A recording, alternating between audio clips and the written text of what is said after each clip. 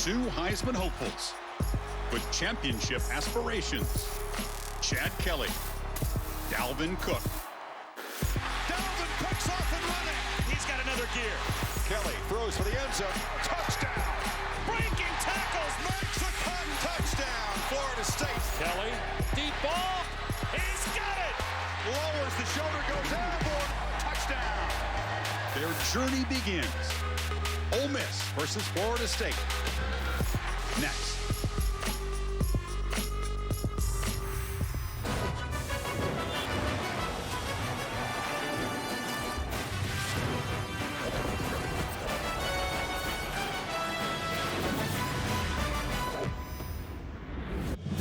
Welcome to Orlando. Hugh Freeze, in his 5th season, knows his Rebels have never taken on an opening night challenge like this. The Seminoles in Orlando. And love and character and doing things the right way and going out and competing like heck for 60 minutes. 60 minutes.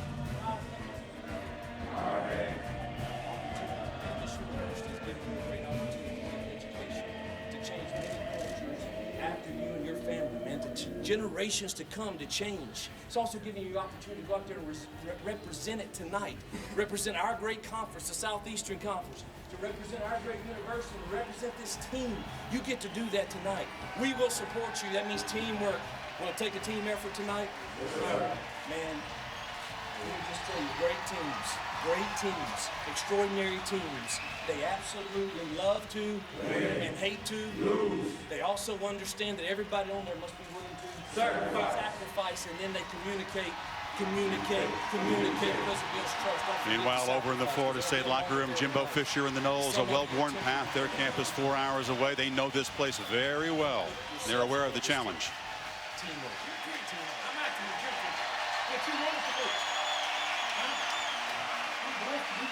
We recruit you for that reason. Take over what you know.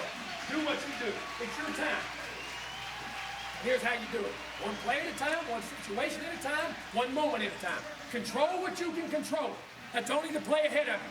Something happens in the game, process it. Good and bad, when you're in there, move to the next play. And let one become two. And I'm going to tell you, lay your heart and soul for your brother beside you. There is nothing quite like opening night in the final moments of anxiety. Chris Fowler and Kirk Herbstreit, what a way to cap this Labor Day football weekend. Opening weekend, if you're a young player, you got goosebumps, you got butterflies, you're anxious. Understand that. Understand one other thing. Jimbo Fisher will have the last word. The Rebels will make their way to this field, and they'll be outnumbered when they make their run.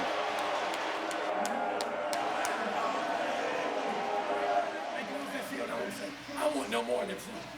I want no more of that fear. I want that go. I want that go. The hell out of my life. That's what it's about. Playing every play.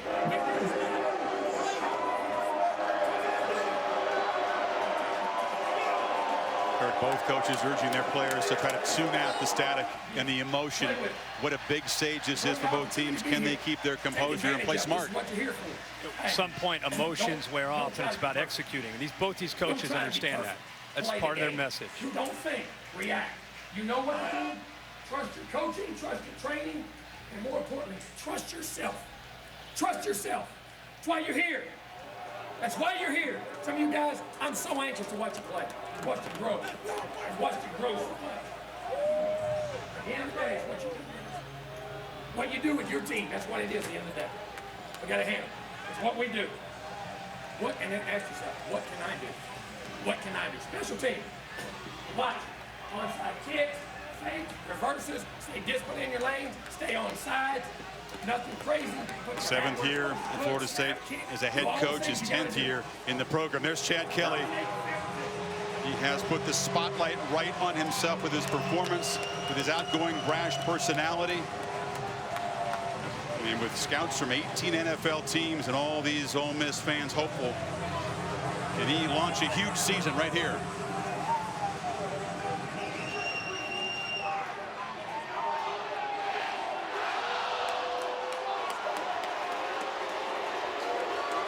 that easy waiting the last few seconds, is it? Remember, emotions don't win the game.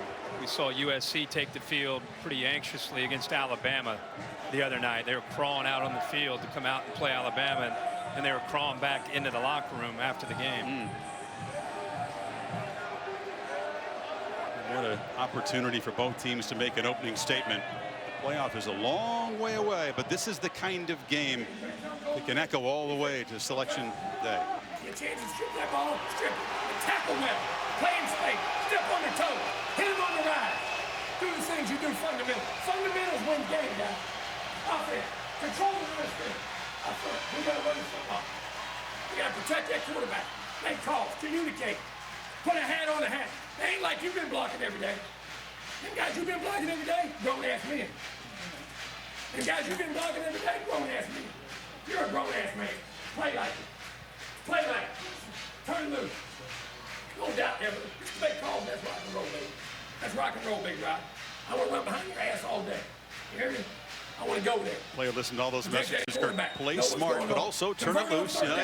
Coaches say lots of things in these moments, don't they? Yeah, and players grab certain things, but you want to help them. Get open, test the ball. Get open, test the ball. Great go, hey, red zone. Great red zone offense. Touchdown scoring team, not field goal. You got a red zone, tight on goal line. Punt, short yardage. Red zone goal. I want to run it in their ass. Control the line of scrimmage, physical. Get clean down there. We thought. Team's going to be run tighter, throw them tighter, run your routes right, stick them in holes, block, run over two people, do what you got to do. And more important than anything, every possession, lock into what you do, guys. One play at a time, one situation at a time. Florida State football. Hey, you're a football player, I'm a football coach. That's what we do, baby. Now get after that ass. Yeah! What can I do? Now the next, no matter what, keep chopping. Keep chopping, baby. Keep chopping. That tree will fall. Keep chopping. Look at me. There we go. Jimbo Fisher with plenty to say, Kirk. I think he checked every box. He covered every aspect of the football game, everything you can do as a football player. And keep in mind, in that locker room, you have guys that have been training for 8 months since their bowl game, in their case losing to Houston, to get ready for this moment. Their bodies are different, their minds are different, and now you get your first exam to see how you can go out and perform. And you got guys with experience, you got guys that are inexperienced, and you're trying to give them all the same message. We hope that gets you ready for this showcase Monday night game to cap a tremendous opening weekend of college football. Noles and Rebels coming up. The 2016 And welcome back to the Camping World Kickoff, presented on ESPN by National Highway Traffic Safety Administration. A very tasty collision here in Orlando between an ACC and an SEC heavyweight. It's not Doak Campbell Stadium, but it feels a lot like it. As you see, Osceola aboard Renegade, ready to fire the spear in the ground. Ole Miss ranked number 11 preseason, and Florida State ranked number 4. Serious challenge for both these programs. I think we're glad, the fans are glad they chose to take on the challenge here tonight. Kirk, there are so many storylines. Let's begin, though, with perhaps the star in this game, Dalvin Cook, healthy and ready to go. He played hurt last year and still had a monster year. Yeah, that's important, because to look at him right now, he looks like he might be 10, maybe 12 pounds heavier. Pure muscle. Looking at him on the field before this game, and you're right, he's moving around a lot better. First thing that a great back has patience. You'll see that tonight from Dalvin Cook on their stretch play, and he's liable to find a hole anywhere, because with that patience, he has outstanding vision. And if you're a Florida State fan, you know what I'm talking about. He a lot of times will take that play, take the ball on the play side, and he'll find a hole all the way to the backside. It's something that Ole Miss is very concerned about with young safeties in this football game. And the last thing he has is tremendous quickness and burst. Here the safety comes over a little bit late, gets a stiff arm, shows you the power that he has. This was early last year against Clemson. Even with that hamstring, he still takes it all the way to the house. So tonight, if you're Ole Miss, you have to load up and take your chances at the line of scrimmage. to try to negate him. With a freshman quarterback in Francois, you want to try to put the game on his shoulders. You can't let number 4 beat you, which means you have to be gap sound, and you can't give up any easy ones. Gap sound, one of those football cliches. What it means is you make a mistake, Gone. and number 4 is gone. Right. The better he runs tonight, the easier it makes it on DeAndre Francois, the redshirt freshman quarterback, making his college debut right here in his hometown. Samantha Ponder, field side, with more on him. Yeah, Chris, it's hard to hear you because it feels like a Knowles home game, but I'll tell you about DeAndre Francois. They know he has all of the physical tools. He's won over the team in practice. The big question Jimbo Fisher told me he has is how does he handle the mental side of this, the big stage? So they contacted a guy who never shies away from the big stage. Cam Newton, Carolina Panthers quarterback, gave DeAndre a phone call this morning, and they talked for a long time about staying in the moment, not letting this get too big, and of course from Cam, always keeping a smile. And trusting the process. Well, the Noles won the toss deferred, and another freshman, Logan Tyler, will boot it away to Carlos Davis for the Rebels. And it'll be a touchback. So, Kirk, we're going to see Chad Kelly, the senior, out of Buffalo. Of course, the nephew of Jim Kelly, came here by way of Clemson, where he was dismissed, and he's made the most of his time. Another guy that took advantage of the offseason. They say he's one of the most dedicated in the weight room. You'll see his tremendous arm strength tonight. It really opens up Hugh Freeze as a play caller. Creativity. When things break down, he has the feet to make you pay for that. And then the toughness, the physicality to be able to show you he can sit in that pocket or take hits. He's done it from Alabama last year, all the other SEC defenses, and he'll have to do it tonight against Florida State. They hope not too many hits, because I think he may be the most crucial player in college football. There's just no experience behind him.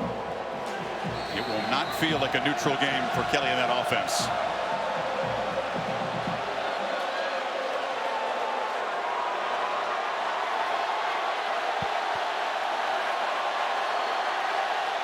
You see 5 receivers in the game, and they have stretched him sideline to sideline.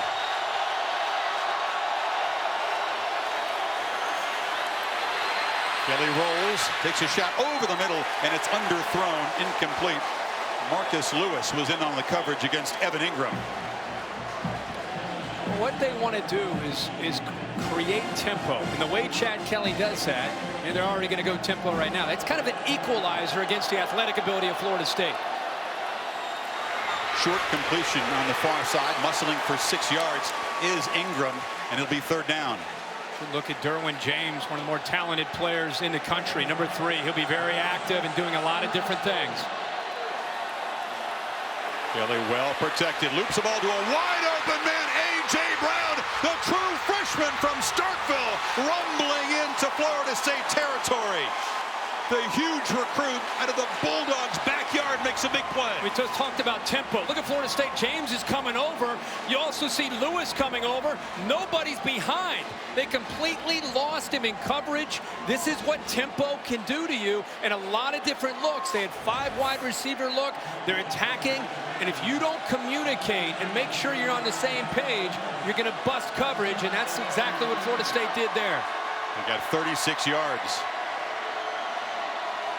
Kelly fires again, far side, and slipping, and then being hit after the play and drawing a flag from Derwin James is Van Jefferson, the redshirt freshman receiver. And a mental mistake, an emotional mistake by one of the best players in the country. He's an emotional guy. It wasn't necessarily a fierce hit, but Jefferson is down. He was down almost over a second once his knee hits. And right there, you got to let up. You just got to let up. Comes through. That's going to be a dead ball personal foul. Brad Van Vark, the Big 12 referee, will make the call. Really looked like he accelerated into him there. Play was over. Personal foul, unnecessary roughness, defense number 15 yards, automatic first down. Exactly what you have to guard against on an opening night. Yeah, and it feeds right into what Chad Kelly is trying to do. Again, tempo, deception, creativity. They want this athletic, big, powerful, strong Florida State defense on its heels. They don't want them to have a chance to be able to dig in and come after this offensive line. Hakeem Judd is the back to the right of Kelly, but the quarterback keeps it and now throws it to Ingram down inside the 5, takes a big shot, holds on, but it'll be 1st and goal. They brought him over in motion. He got lost in coverage. The linebacker that time, Hoskins, did not pick him up. He's all alone. Great poise by the quarterback, Kelly, to wait until he got open. First and goal. Handed off inside. It's the first running play called tonight, and it is Akeem Judd, the 230-pounder, a senior who will have to be productive at that position. They like his physicality. See, he wants tempo, tempo, tempo. He's trying to get Chad Kelly ready to go. And Chris, red zone execution for both teams. Touchdowns versus field goals. Kelly, slant, caught, touchdown, DeMaurier Stringfellow. And the Rebels strike in less than 2 minutes. Well, that's the way you draw it up for Ole Miss. Great drive. Remember Laquan Treadwell, how big he was, often isolated by himself. Here, it's Stringfellow's turn. He's a big receiver at 6'2", 211 pounds. He's got to win one-on-one battles himself. He gets to the inside of McFadden, the corner, and a good throw by Kelly up high where he can make a play on the ball. Great execution. Gary Wunderlich knocks the extra point through.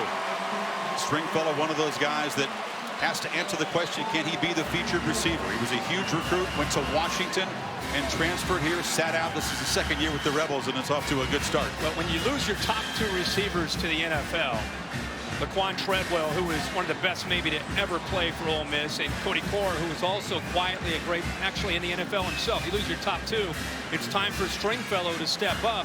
Attaboy Joe has to step up, and then some of the younger guys. Van Jefferson is going to get a chance. A.J. Brown, a true freshman. D.K. Metcalf.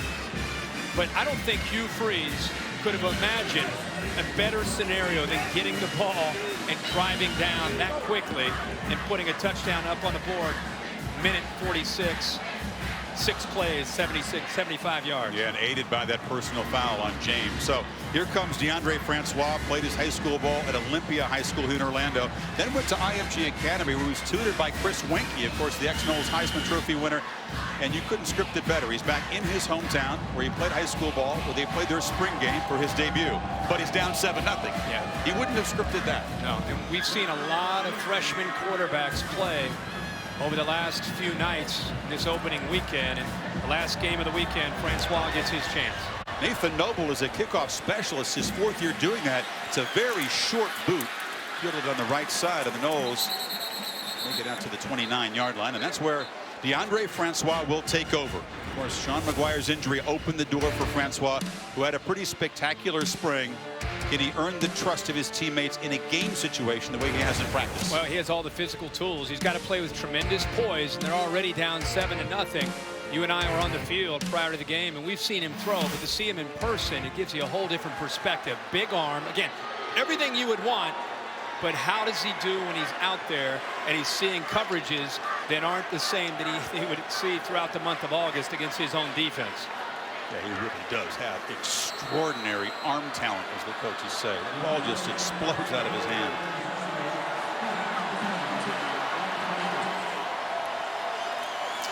Alvin Cook deep in the I formation. He is knocked down after a 1-yard gain by Miles Hartsfield, a true freshman starter. That's the matchup. That's the matchup, is the safeties. They're breaking in young safeties, true freshman safety in Hartsfield. He's heard all summer about going up against Dalvin Cook. He's been challenged by his coaches if he's going to be sound against that run game. That time he did not hesitate at all and lowered the boom that time on Cook. And Francois' first pass attempt of his career is a completion to Travis Rudolph along the near sidelines, close to the marker. They came after him, but he got it away. They did come after him, but he does a nice job. Right now, early in this game, Jimbo Fisher getting him in a position where he feels comfortable, rolls him out away from that pressure, puts the ball on the money that time to Rudolph, sets up this 3rd down and short. He's trying to get him settled into the game.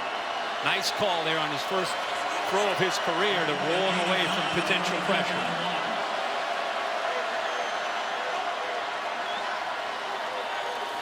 Cook barrels for a 1st down up near the 45. It's going to be a battle up there in the trenches. If you like physicality and you like to watch games, you're going to hear some pads popping. That's what you're going to see when Florida State has the ball, because they're not going to shy away from running Dalvin Cook. They're going to challenge you to fit your gaps every single time because they trust his vision. That time Woods, another young player, did a nice job of filling up the hole, but it was after the first down for the Noles. Francois fakes it to Cook and takes a downfield shot. Jump ball was Whitfield going up against Ken Webster. Noles fans wanted a flag. And Webster is still down. It's like a concern, a starting corner. Yeah, oh, the way he came down. Right away, he grabbed his left leg. He's not a guy, Kirk, that teams usually challenge.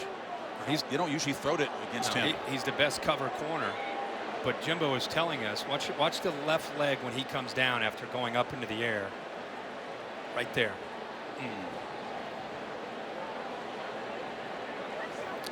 Looking after Ken Webster. We'll take a timeout.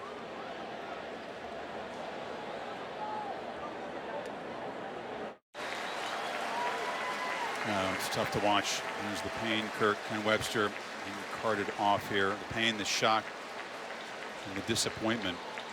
Now he's yelling to his teammates. They came all around and gathered around the cart. Yeah, the whole team came out to him. A guy who's played a lot of football, their best cover guy. He's still yelling. He's pointing and yelling at his teammates in the defensive backfield. Man. Worked the entire offseason for tonight. He's a junior. Will have an impact on this game. You lose your best cover guy when you're leaving your corners on islands. How will Ole Miss adjust to that? Defensive backfield area, but they lost key guys. Trey Elston, Mike Hilton. Some new faces and now even less experience. In 2nd and 10, Cook does nowhere to go. Dropped in the backfield, smothered as we get the first land shark sign of the night from Big Isaac Gross. Boy, it's great to see Isaac Gross back. He has great quickness, right to nose guard, right in the middle of the screen, slips through it.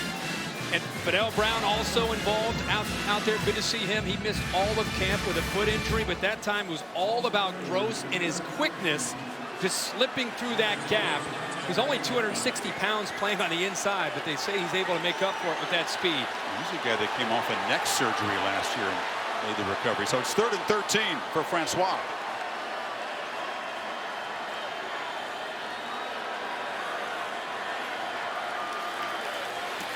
And the freshman pump fakes, keeps it, nowhere to run. He'll be dropped for a loss. Marquise Haynes pressured him. Haynes will come from the offense's right, and I think there was some confusion. Actually, just one to the outside. Nobody picks him up. The right side of the offensive line confused. Nobody picks up the best pass rusher on the Ole Miss team. A little bit of confusion there, and it had a lot to do with a nice job of confusing the offensive line. It looked like the safety Woods got up there as well to help out with Haynes. Logan Tyler, who handled the kickoffs, the true freshman, also punts for the Seminoles. It's a low boot. Out of bounds inside the 20. Well, Kirk, this caps off in a very eventful opening weekend. There were certainly some surprises. Houston Cougars in their hometown shaking up the championship chase. Tom Herman dominating Oklahoma. Great defensive performance. You're up there in Lambeau, where Wisconsin later knocked off the Bayou Bengals. Played with a ton of emotion. Outplayed LSU the entire game and got a win. How about the game last night? Game of the weekend, you could say. Texas finding a way at home to get revenge from a year ago when they lost to Notre Dame up at South Bend. A great game by Shane Buechele. Swoops did a great job in the red zone, and Charlie Strong's team has life. And now the Rebels trying to pull an upset here tonight in Orlando with the early lead. Back to work. Chad Kelly and company, their 2nd series. And they hand it off. Akeem Judd breaks free. Judd just brought down a huge run, saved, but he does get first down yardage. Boy, he shook 2 Florida State defenders that time. The corner, Tavares McFadden, coming up, kind of setting the edge. He shook him and went by the safety, Trey Marshall. And the Rebels snapped the ball with 24 on the play clock. Hello, tempo. Ingram dropped it. Short throw in traffic, and this is not what Jimbo Fisher was hoping for in the early going. No, he wants to get his hands on the football right now. It's Charles Kelly, the defensive coordinator, who's trying to come up with some answers to try to help his defense. It's one thing to prepare with a scout team against this tempo. It's another thing to see it in person. Kelly, who can run it, takes off, pump fakes, fools the defense, and shows the quicks. Sliding for another first down. But we talked about his creativity in the open. It's not just the big arm. In this offense, things are going to break down. Guys are going to be covered, and it asks the quarterback to be able to make plays. That little pump fake affected Hoskins. He was slow in getting over there, and the secondary had to wait on the ball. Now Kelly up, firing quickly, intercepted. Picked off by Derwin James, who redeems that earlier mistake. What a player. Call him a ball hawk. He's made a bunch of interceptions throughout camp, and this time does a really good job of just exchanging receiver to the inside. He lets him go. He takes the receiver that goes to the outside, man-to-man against Attaboy Joe, and here Kelly just stares Attaboy Joe down. James gets his eyes turned around to be able to find the ball and goes up and makes a great play. James was the top tackler last year, even though he only technically started 8 games. He can do it all on a football field. So now the Noles trying to build some momentum here on offense, but the Rebels fly up on defense, and that's Tony Bridges hitting Kermit Whitfield on the end around.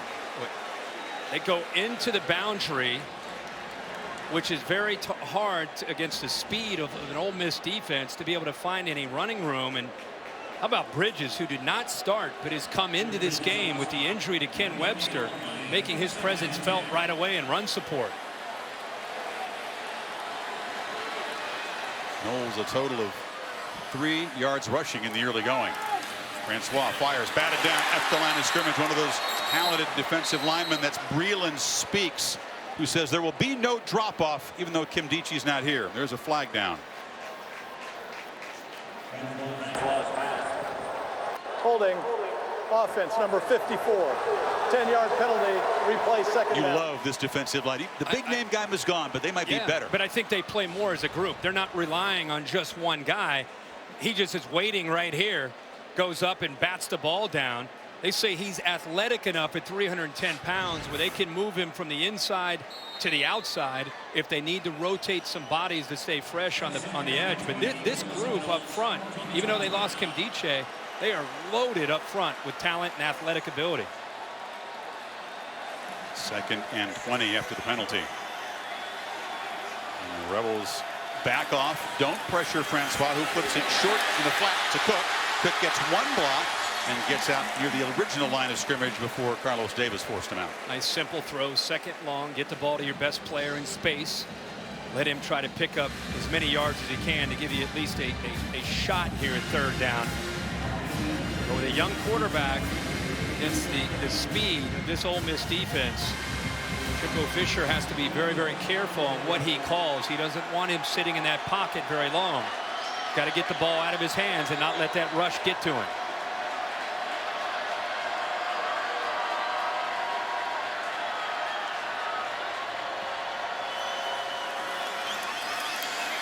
Francois delivers, looking for Izzo, the tight end, incomplete. Very, very well covered by DeMarquise Gates, and the Noles got a punt. Early in the game, it was a 3rd and 13. Here, it's a 3rd and 11. Those are tough asks for any quarterback, let alone a young quarterback as a redshirt freshman making his first start, and the kind of an awkward delivery, almost a sidearm there, and a good job in coverage to not knock that ball away. Was he affected by the fact they were diving at his feet there? That in coverage. I mean, Ole Miss is dialed in right now in this Florida State attack. Carlos Davis back to get the freshman's punt. It's another low one that bounces, and Davis fields it on 2 hops.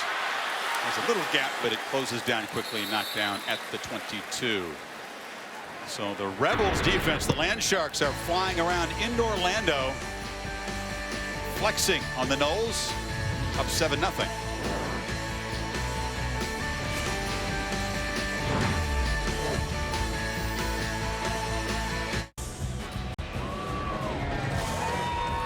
Brad Paisley as he follows us around, our buddy on Labor Day games. He was in Blacksburg last year when the Buckeyes and Hokies hooked up. He was last night in Orlando.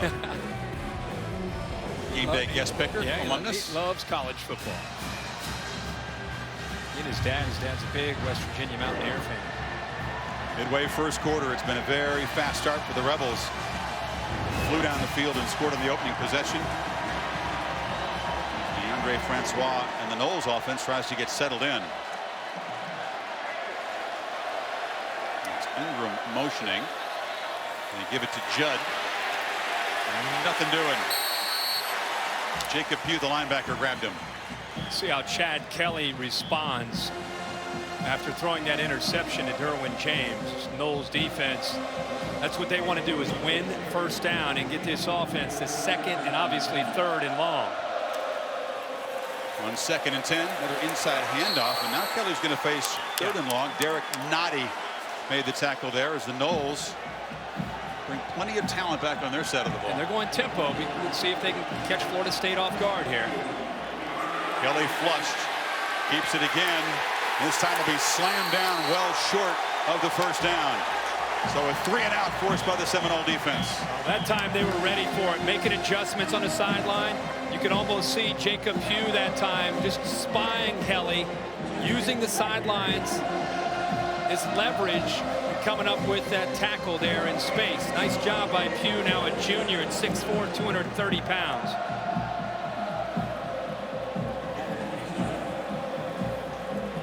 There's a variety of punters at Ole Miss, and this is Gary Wunderlich, who also does the kicking duties. Bobo Wilson waiting deep for the Noles. Nice high kick, and Bobo makes a fair catch at the 31-yard line. Kirk, Bristol, Tennessee. The battle at Bristol, presented by Wells Fargo, the Hokies and the Volunteers. Reese will join you in the booth next weekend. Looking forward to it? Yeah, looking forward to it. I've seen some pictures with the field on the inside of the Motor Speedway, and there's Danica Patrick, who's... She can give you a tour. She could. Danica on the Ole Miss sidelines wearing red pants tonight. 150,000 fans, is that they're saying? Yeah. Yeah, and they're saying the seats actually look really, really good for next week. So I'm excited to see that. How does the booth look for you? I'm sure it's going to be a little bit of a distance. This Jameis Winston. It was about 4 years ago that he was in this position, debuting as a redshirt freshman on Labor Day. All he did was go 25 for 27. There's an unsportsmanlike conduct penalty on the Noles after the fair catch. Wow, the second mental mistake, major penalty, backs him up to the 17.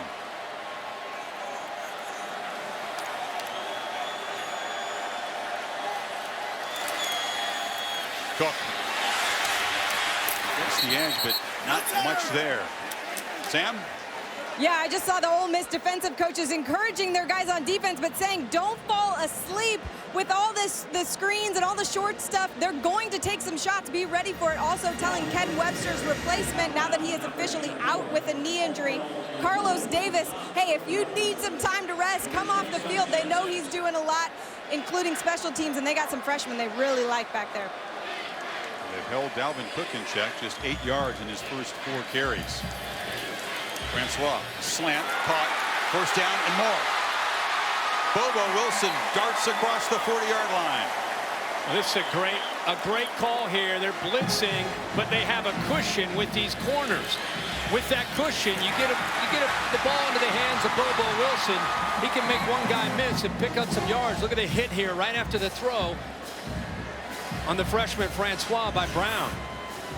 Close to being late. 275-pounder knocking down the freshman.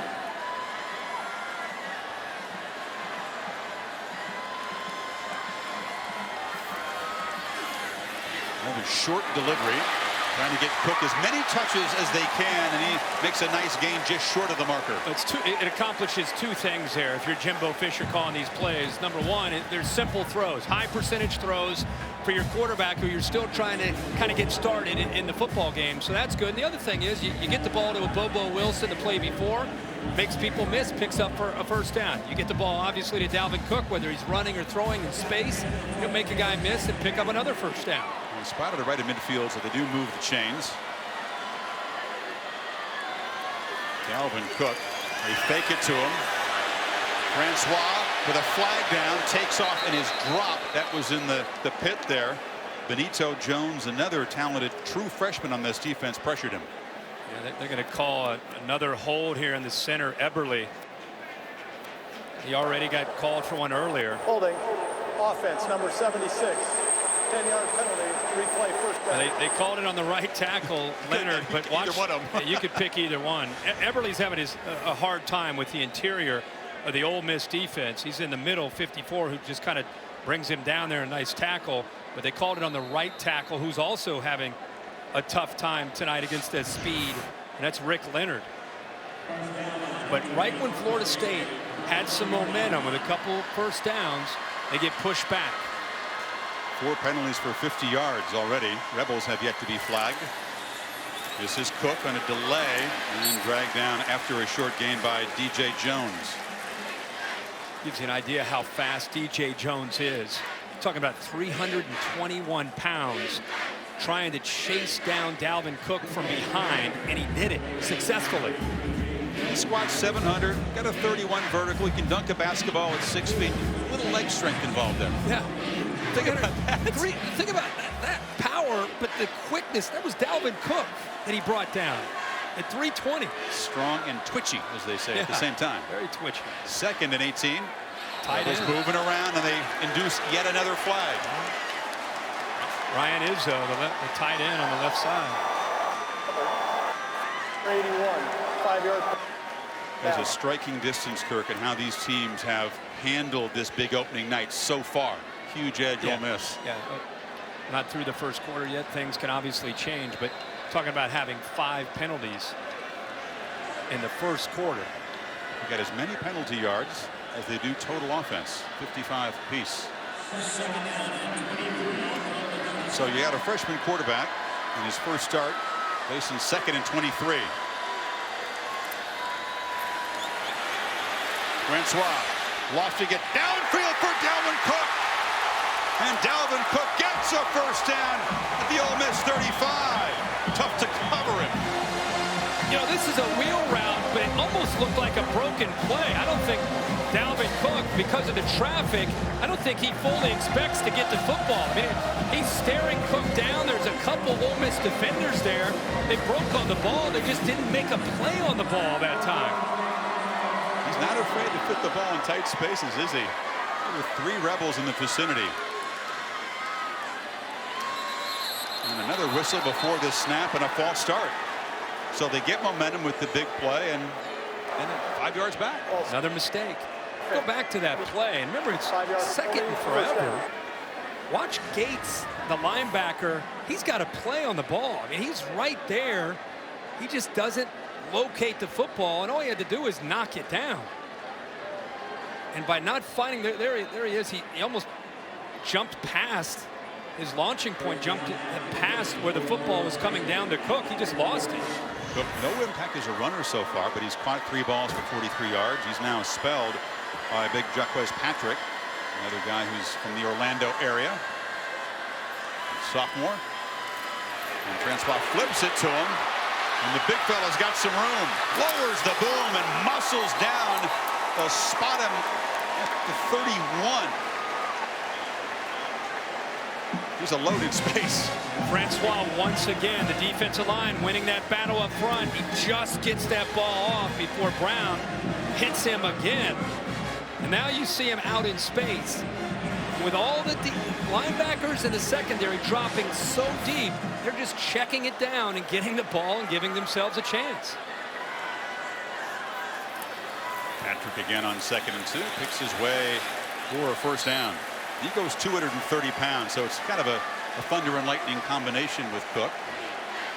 But that was Brown on the last play. It was actually Breland Speaks that slipped in there. They moved him onto the right side.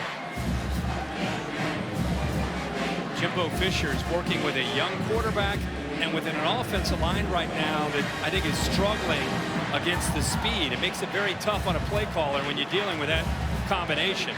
Good looking drive though. The 8th play coming up. They've moved it 56 yards despite some penalties.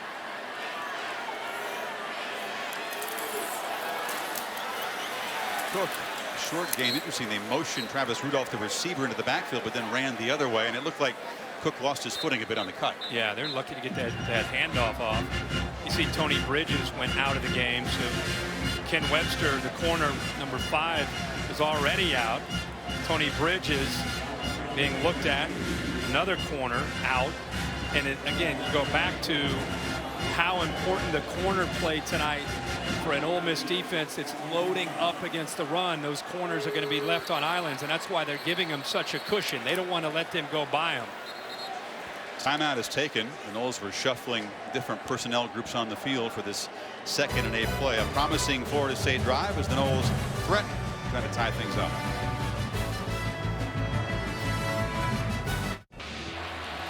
It's a start for Deondre Francois. Kirk. Yeah, they've done a nice job of adjusting and throwing the ball underneath. You know, they're not getting it downfield, and that's okay.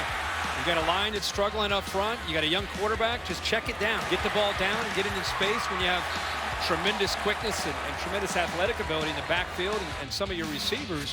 That's the answer. It'd be interesting to see how Ole Miss responds to that. And with all these injuries to the corners, they've actually moved some guys around. You've got a linebacker right now and Gates playing around. They're moving people around to adjust to the injuries to these corners. On 2nd and 8, Francois rolls out, man wide open in the flat, and the catch is made by Rudolph. First down, and a flag after the tackle. Is this the first penalty on Ole Miss? Tony Connor in the vicinity. Tony Connor's going to bail out Rudolph. You know, Rudolph, the baton's been handed to him to become the dominant FSU receiver. Turn upfield. You can't run out of bounds there. You've got to put your foot in the ground and get upfield. When you're the #1 guy, you got to make that play. And Connor comes over. That was a very marginal call there. I'll tell you what, Kirk, they say he's 90–95%. He's got that brace on the right knee, which he injured last year mid-season. It was really a huge loss for this defense. Did not look very quick out in space, did he? No, he didn't. I mean, Result of the play is a first down. After the play was over, unnecessary roughness. Late hit out of number 12 of the knee. Half the distance to the goal. First down. Yeah, I don't know. I mean, he might have been a step out of bounds. That's a very, very gray area. I guess because he had already called him, he is tiptoeing down the sideline, so maybe initially he was out of bounds, but that again, questionable call there. But maybe there'd been a whistle. They looked like they were trying to signal, but you can't expect the defender to always hear the whistle. If he's healthy or if he becomes the guy, you put your foot in the ground. There's nobody behind Connor. He walks to the end zone. First and goal. Cook in the I formation. He gets it. And once again, heavy traffic in the middle. Dave Kataya, our officiating guru. Dave, what was your assessment of that penalty on the sideline there? Well, hey, Herbie hit it pretty good. The problem is he is out of bounds, technically a foul, but he's moving forward in the direction of the goal line instead of turning out. The defender makes a normal tackle on it, and it's one that I'd let go. There's Connor heading back out there. Final minute of the first quarter. And the Noles, not much on first down. What will they do now with the young quarterback down here in the red zone? Well, you would think you'd have to rely on Cook, but the tight end in this area is also really a great target in Izzo. He's in the left of the formation. Francois looking to the right, delivers for the end zone. Jump ball over the head of Rudolph as Bridges, who's back in there, was in coverage. Good to see Bridges back out. We had talked about how they lost Webster, their best cover man. Bridges went out with an apparent injury, but is back out there on Rudolph. 8 seconds to go in the first quarter. Sam? Communication issues right now with Deondre Francois. Jimbo Fisher actually tried to get a timeout there and couldn't get it. Bringing these guys back together right now, but they're having some issues. Well, they're going tempo here, but because Florida State substituted, umpire steps over the ball and gives Ole Miss a chance to substitute as well. Empty backfield. 2 in the play clock. If he got the snap off, barely. It's incomplete in the end zone. It'll be 4th down, very close to a delay of game there. And this field goal attempt will be the final play of the quarter. They tried to target Auden Tate. You know, this is part of his youth. You've got everybody spread out. It's man to man, and he ends up throwing the ball out here where there's two guys in coverage. You've got 2 guys right there, one on the inside, one on the outside. You've got to find the one-on-one matchup that you like. And again, that's just part of being young and something he can learn from. Here's Aguayo, but it's not Roberto, it's Ricky Aguayo, the younger brother of the great Florida State All-American. No redshirt season for him, unlike Big Brother, but his college debut is a successful one as he knocks through a chip shot, but not what the Noles were looking for in that drive. Now, we talked at the beginning of the broadcast about red zone success. Ole Miss got down inside there on their first drive, and they were able to put a touchdown up on the board, and they're 1 for 1 in the red zone. And for Florida State, you get down, you get an opportunity to the yard line, you got to put a touchdown on the board. And again, you got a young quarterback, you got Dalvin Cook, you've got some receivers. That time they waited till 3rd down to try to attack vertically, and he just made a poor decision on who to go to the football, with the ball too. Technically, it's a 75-yard field goal drive. He had to overcome 20 yards in penalties. Got the assistance of the penalty on Connor. Here's another look. You know, it looked like he may have made up his mind before the play that he was going to try to get the ball in there to Whitfield. You can see, as Sam said, they're trying to get a timeout. He is not afraid to throw the ball in traffic, is he? Well, you better be afraid of that. I mean, he's lucky that wasn't picked off by Hartsfield, the safety. He made a decision down here very early in the spring game on this field, and Nate Andrews, one of the veterans, made a pick. He overcame that. He bounced back. Very nearly cost him a chance at a field goal. And the kickoff was boomed way over the end line. 1 second to play in the first quarter. 8 of 12, 91 yards for Francois. We're enjoying our Monday Night Football time slot, but the NFL's back on ESPN with the annual doubleheader. Steelers and the Redskins at 6:55 p.m. next week, followed at 10:15 by the Los Angeles Rams. Throwback. Still can't get used to the Niners. that. Rams and Niners, maybe back to being an even bigger rivalry. Could be. Could be. It's great to see NFL football back. College football sure celebrated the opening weekend with some great games.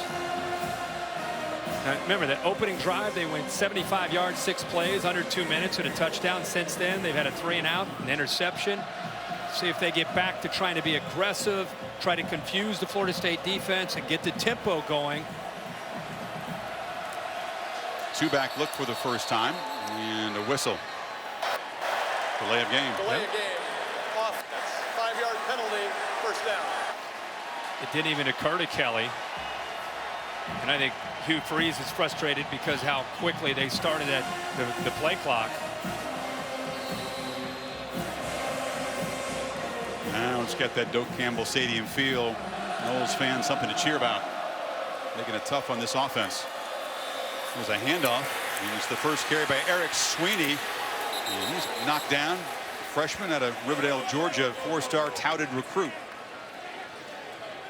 So as a lightning quick start for the Rebels, they struck first in less than 2 minutes. Noles at a field goal late in the first quarter. Ole Miss on top 7-3 after 15 minutes here in Orlando.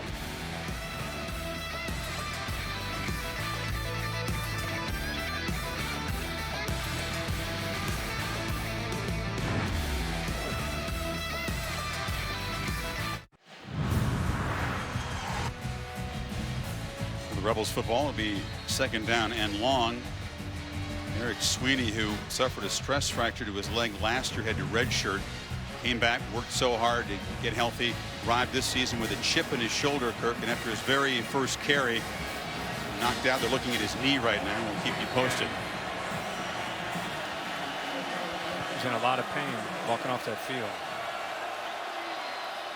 Kelly throws a dart. Ingram, who's been busy so far, is knocked down across the 33. It'll be 3rd and short. You know, Chad Kelly and Evan Ingram worked very, very hard in the offseason. Ingram, a 4-year starting tight end, almost a receiver. They flex him out so many times. But the 3rd downs, they want to go to him as often as possible with some option routes. Something they studied with the New England Patriots. Looks like we have a Florida State player down all the way in the Ole Miss sideline. The middle linebacker, Hoskins. Roderick Hoskins, who's down, and starting linebacker. Third down, red zone. These are things that are sometimes challenging for this Ole Miss offense, Kirk. It's so explosive. As you said, they spread you horizontally, vertically. Yeah. Haven't been very good at muscling the ball the conventional way on downs and distances like this. No, they haven't. And that's what I was saying about the offseason emphasis with Chad was growing in that area and really getting into sync with Evan Ingram. Evan Ingram is one of the better tight ends in the country, one of the more experienced receiving tight ends.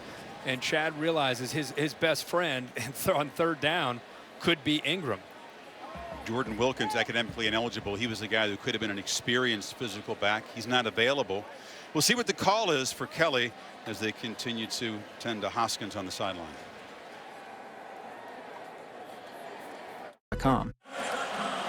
Most teams have tents where they can do initial medical examinations on players. That's for Roderick Hoskins. He was in the tent briefly. Thankfully, he's able to walk off. We'll get you an injury update. Meanwhile, Sam, over on the Ole Miss sidelines, the news is not good. Yeah, more bad news. You guys were talking about Eric Sweeney. I can confirm he is out for the game with a left knee injury. But I can also tell you it's a different injury, even though the same leg, a different injury than he faced last year. But bad news for the Rebels. On 3rd and 2, a handoff.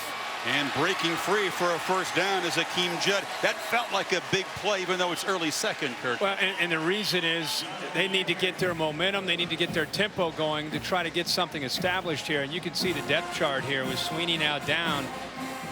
Wilkins suspended. I mean, they are very, very thin at that running back spot. Kelly takes off, pump fakes, and is stopped at the 46 after a 2-yard gain by Matthew Thomas. Yeah, that time they were not falling for that pump fake that he got him earlier on. He's going to keep doing it, though, because defenders do seem to fall for it. Yeah, they do. He could be a yard or two across the line, and sometimes it can work. With Hoskins out, you now have number 40, Nick Patty, into the game. So depth being tested on both sides. Play action, they flip it to Ingram, and he muscles forward. He got a draft grade he didn't really like, so he put on some weight, worked in his blocking, his craft. He's such a heady player and wants to have a big showcase season. Off to a good start. Yeah, he is. And like I said earlier, he's really the go-to guy, the security blanket. On 3rd down, a little option look, and Kelly darts for a first down. Takes a big shot inside the 25 by McFadden. But again, Kelly's shown his dual threat skill set. And a nice block by Jordan Sims. It almost looked like a broken play. It was so slow and developing, but he didn't give up on it and just pitch it. He found that the defense was overflowing. He picked up a good block by Sims and gets some yards, and boom, it's hit there at the end. 14-yard gain. McFadden had to be careful because he was leading with the crown of the helmet. Didn't really make contact on Kelly. If he had, he could have been flagged. So Rebels on the march, trying to add to the lead. Chad Kelly, 6 for 9 passing. He's already run for 27 yards, showing some toughness.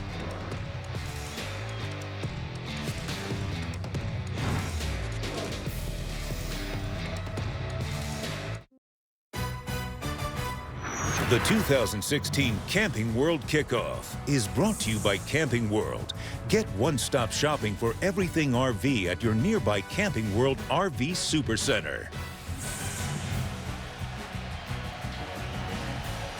Well, in this mostly hostile environment here in Orlando, Rebels offenses look sharp.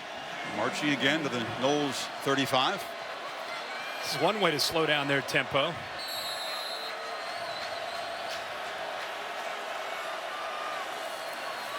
Kelly, another dart. Ingram open with room. Barrels down inside the 10. Remember, you have the starting linebacker Hoskins out. Patty is in to replace him, and that's just Ingram settling down in the middle of the defense. Good connection there with the quarterback. Kelly on the keeper, weaving his way down inside the 5 to the 3. And his uncle Jim, of course, the NFL Hall of Famer, looks on. Well, I love how he came off of that fake and he knew he was going to keep it the entire way. Again, he gives that little bit of pump fake, makes the defense hesitant just for a second, but he runs the ball with authority, especially down inside this area. Kelly, jump ball, caught, touchdown, DK Metcalf, the true freshman.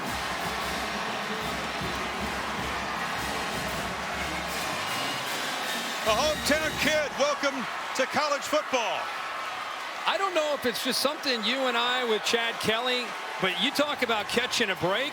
He throws it right into the hands of McFadden, who's in perfect position. But the freshman at 6'4" from Oxford, Mississippi, fights for the ball, and that's what made it go up into the air. And then he's obviously focused and able to lock in to be able to make the catch. But Metcalf bails out Kelly and makes a great play. Metcalf, along with A.J. Brown, who made a big play earlier. They got the top 2 receiver prospects in the state of Mississippi. One from their hometown, one from the Bulldogs' hometown. Metcalf, Kirk, they say he's got a huge upside. They wondered, were the lights too big for him tonight? No, he shine right away. I don't think so. He's feeling it. I want to go back and watch it. Watch this play. Great job by McFadden. Position, finds the ball. But Metcalf knocks that ball away from him. He had an interception. He had to play DB first. Right. He knocks it away, almost kind of just knocking it away from McFadden to himself, and then comes up with the touchdown. But outstanding. If you're going to try to coach a corner and how to play the fade, McFadden did it. He just got out-jumped by a guy 6'4" when he's 6'2". Ole Miss has maybe the tallest receiving core in the country. They don't have any receivers who are under 6'2" who start. There's the pylon cam look. And Jim's like, oh, no. He knows it. He knows like, we'll you maybe shouldn't have thrown that. We'll take it. We'll take it. So the Rebels marched 75 yards in 9 plays. Only took him 219. That whole drive was Kelly running and throwing. Yeah, 4 for 4 for 41 yards and 20 yards rushing. You talked about that one play kind of felt big, kind of ignited that momentum, the tempo, and sure enough, ends up in the end zone. So Nathan Noble boots it away. And Whitfield will decide not to take it out. This next possession kind of feels big, too, for the young quarterback. Now you've got a 14-3 lead in a game that a lot of people nationally felt Florida State is supposed to win. And now you got a young quarterback who's got to be able to keep his poise, and you're getting tested right here in a big way. This isn't a scrimmage. It's not a spring game. That's Ole Miss, and they're coming after the quarterback. Now, how do they play this drive with Francois? Do they keep kind of getting the ball to Cook and checking it down to some of the receivers? Or do they take a few shots, something that Jimbo Fisher came into this game wanting to do?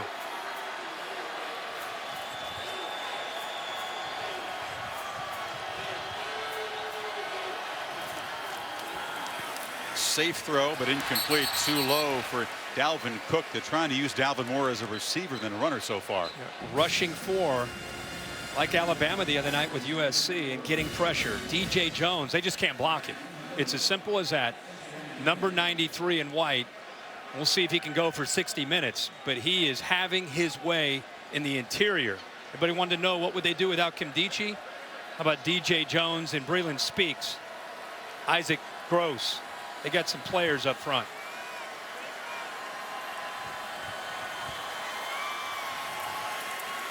Flushed. Sacked. They do have some players up front, and they got some linebackers who can get after the quarterback. That's DeMarquise Gates. And they do a good job with his stunt. They actually bring a blitz with Gates coming off the edge to the right. He's here, but you're also going to see a stunt work to the inside.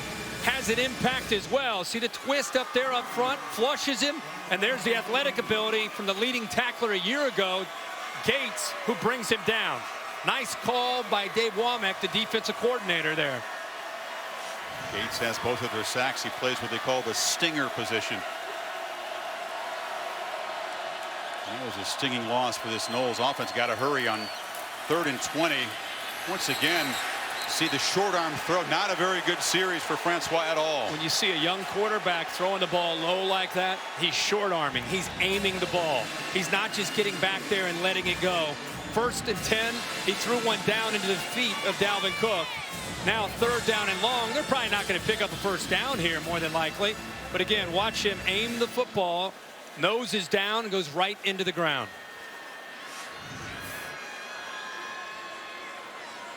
Not quite the same. Once the light goes on, you start playing for real against a defense like this. Tyler in to punt again. Rebels come after it, and the lefty freshman gets it away. And fielded for a fair catch at the 42. There's a flag down back near where the ball was punted. Jimbo has worked with quarterbacks for a long time, has a good instinct about what tone to use, what approach to use. But this was not the way that Jameis Winston began his career, for example, in a similar situation. After the play was over, personal foul, unnecessary roughness, number 32 of the receiving team, 15-yard penalty. It'll be 1st down, Mississippi. Okay, that'll back the Rebels up. You know, Jimbo said you got all the talent in the world. You clearly are the best guy on your team, but the baptism. You were there at one time as a young quarterback. And right now the game is moving very fast for him. And Jimbo Fisher knows that. He told us on the field before the game, I said, not only does he have to handle Ole Miss's defense, he has to handle you, because he loves to challenge in his communication his quarterbacks. And he said early he didn't know how to handle that. He said, don't listen to how I'm saying it, just listen to what I'm saying. And that's something that he's trying to make sure he uses. Listen, Chris, there are not a lot of quarterbacks that can deal with 2nd and 13, 3rd and 15 the way he's been facing here a lot of this football game. It's not just Francois. With Sweeney out, they bring in Eugene Brasley, number 23, and he can't get much trying around the right end. Sam? Yeah, Chris, you're talking about how Jimbo's handling his quarterback right now, and I've seen him go all in on a quarterback, and this is not it. He knows he has to tread softly here. His questions to DeAndre so far have been more out of trying to understand what he saw. He keeps saying, what happened? Kelly throws it up, and the catch is made by Stringfellow. He sees all these young guys making plays, now the veteran getting involved. Great coverage that time by Lewis. He had a step actually on the receiver. So what does Kelly do? Back shoulder. Great throw. Got 21 yards. Kelly firing again, right down the middle, wide open. Down inside the red zone, Taz Zettergren, the backup tight end. So reminiscent of the first drive where Florida State was confused with the looks and the tempo. Another busted coverage, just like on the first drive. This time they're fortunate to make the tackle before he got all the way to the end zone. The senior backup with a 37-yard gain. Play action again. Kelly batted down there. That'll maybe give the Noles defense a breather. Josh Sweat with the pressure. I love that Charles Kelly has a defense. It's on its heels, confused a bit there on that last play. And what do they come back with? A blitz. Go after Chad Kelly. Instead of getting conservative, they come after him from both sides. And Sweat ends up getting in, who should have a big year. You know, he's up to 250 pounds. Chris, he played a lot last year as a true freshman. They expect big things from him this year coming off the edge. But I love the call there by Kelly after the mental error from the secondary. Now a flag and a false start. Rebels will be backed up. It'll be 2nd and 15. False start, offense, number 73. 5-yard penalty, 2nd down. Ole Miss was sharp in the early going, but that's now their 4th penalty.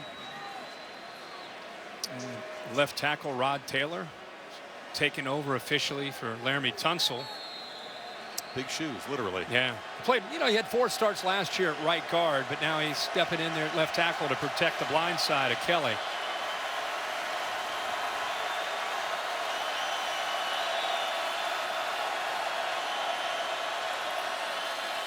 Kelly rolls and throws back. Noles are ready. Thomas delivers the big shot. Chris, another mental error, but Kelly was not able to see it. Attaboy, Joe actually breaks free. The Florida State defense again loses him in coverage. Nobody picks him up. If Kelly locates him, it's a touchdown. He's all by himself in the middle of the defense. So it's 3rd and 22. And now another flag. Noles barge into the backfield where they'd drawn off.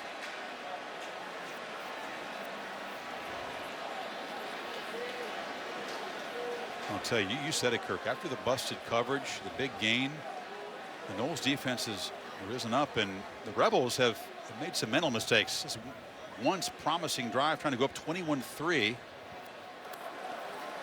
Encroachment. Defense number 91. 5-yard penalty. 3rd down. They'll get 5 yards back with Nadi being flagged there. Yeah, I love how they got aggressive, and then the very next play where Ole Miss is clearly trying to set up a screen, Florida State red screen, but they left out of Boyjo all alone. Still 3rd and 17.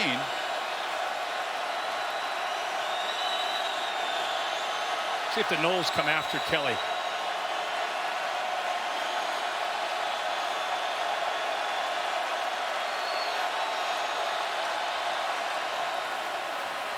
Kelly across the middle. Touchdown!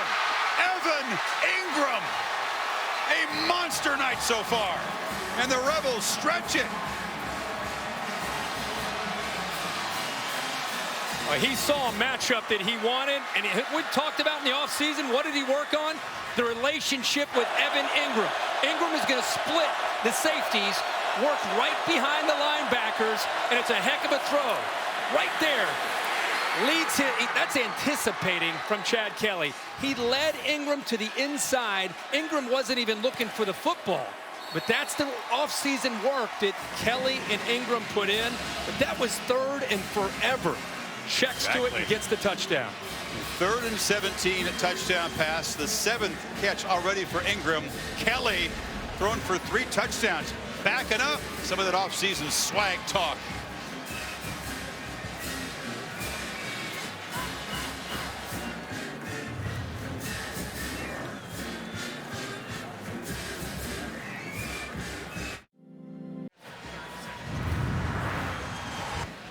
You go back to this touchdown, you can see Kelly sees the coverage.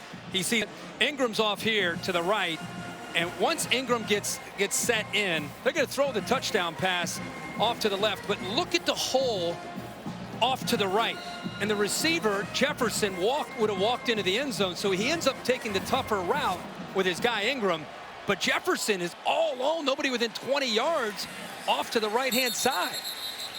2 gentlemen named Kelly having very different emotions so far. That's Charles trying to figure out how to get a confused defense on the same page. And he's a great defensive mind. He's been around a lot of different places, and he knew coming in the big challenge was going to be getting the defense to be on the same page and communicate against Chad Kelly's, not just his talent, but against the tempo and the confusion that a Hugh Freeze offense can create. And right now they've had 3 or 4 different plays where they've busted, and Ole Miss has capitalized. And now the freshman quarterback in the Noles offense, an 18-point hole. Cannot get Dalvin Cook loose yet. So dangerous, but bottled up so far. Sam? Chris, Charles Kelly questioning his defense's effort right now. He said, I'm about to see whether or not you care. This is going to show us who we are.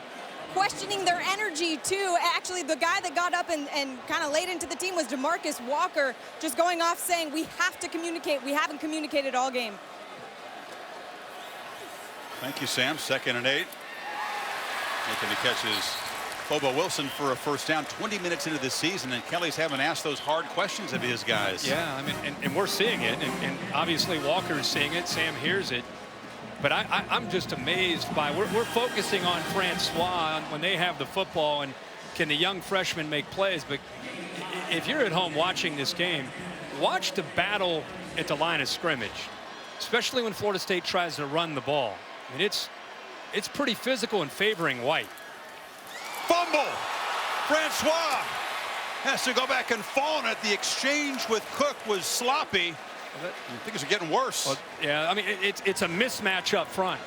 Ole Miss is beating them up on the inside. This time they're actually going to read Brown. He collapses down, and it's a miscommunication between the quarterback and the running back on the read. You see, he's reading Brown. He puts it in. He should have pulled it out because Brown collapsed down on the running back. On that read, he's got to pull it out. Just not on the same page. And again, 2nd and 20. Francois flips it in traffic. Catch made by Javon Harrison. They call him Pig. And a flag is down. He's stopped at the 35. Busy first half for Brad Van Vark's Big 12 crew.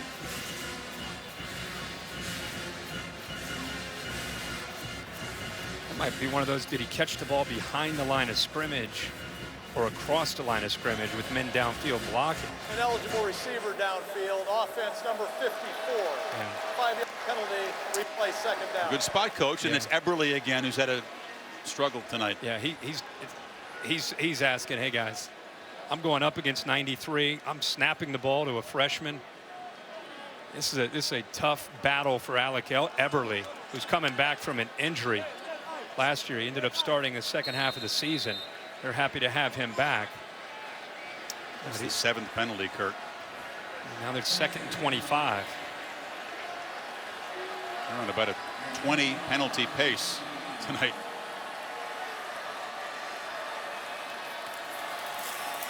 Francois again flips it short. This is Cook. He's got some space. Makes a couple men miss and dives after the 40. Dalvin Cook showing how dangerous he is. Makes it a very makeable third down. And now. I think Dalvin Cook's frustrated at the end of the play because he thought he was hit late. And the guy maybe, look at that battle up front. That time Haynes gets in there. They do the only thing they really can is check it down. But right at the end, right there, I think Cook felt that the defender from Ole Miss lowered his shoulder and kind of speared him as he was going down. They've struggled big time on third down, but the average distance they've needed on those third down plays is 11 yards. Gives him a chance. Third and manageable here after that play. And now another false start coming up on the Noles. Wow. False start. Offense number 4.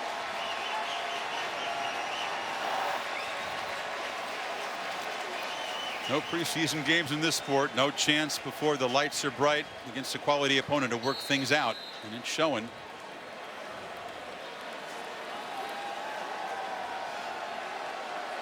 What was third and manageable is now third and long. Ole Miss crowding the line, trying to create confusion on the pass rush. Wow. And they got another flinch. Again.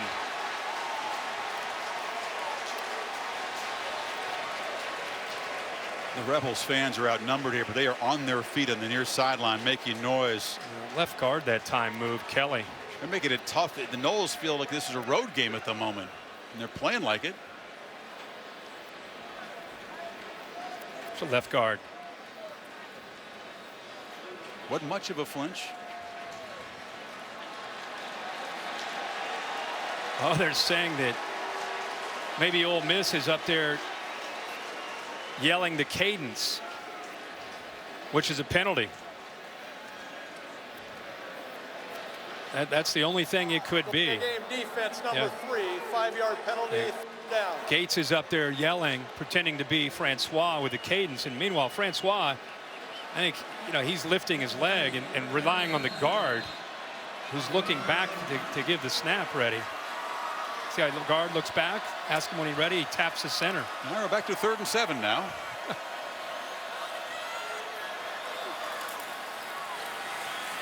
Deep drop. Deep throw into traffic, far sidelines, incomplete, and a flag. Incredulous. Tony Bridges trying to cover Lane there, or excuse me, Wilson. 15 yards from the previous spot, automatic first down. But we've given this offensive line a lot of trouble tonight because they've had a tough night. But that time they gave the young quarterback enough time to give Wilson a chance to run. That is a long route, and Bridges clearly locked him up.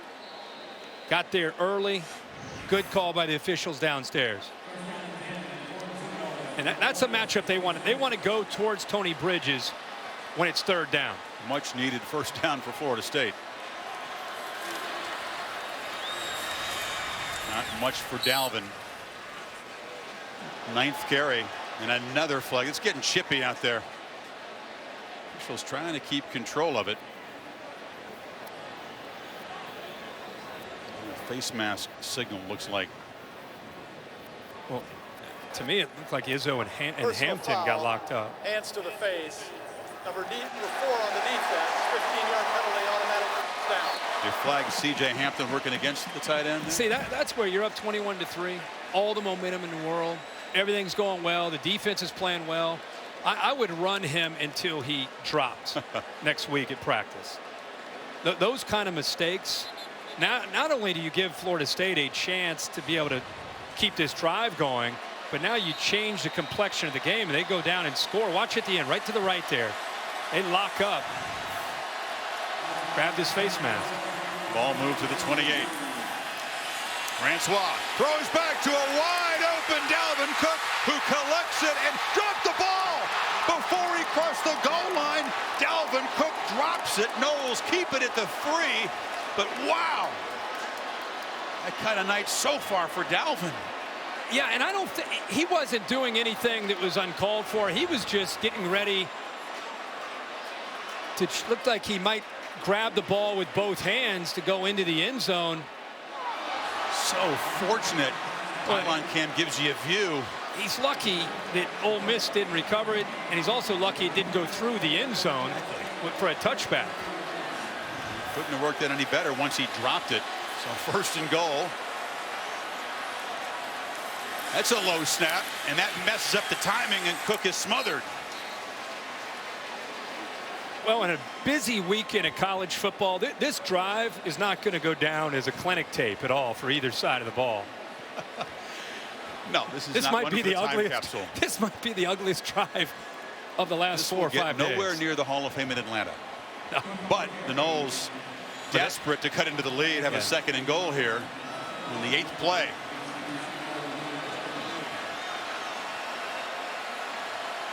Roll him out away from trouble. Yep.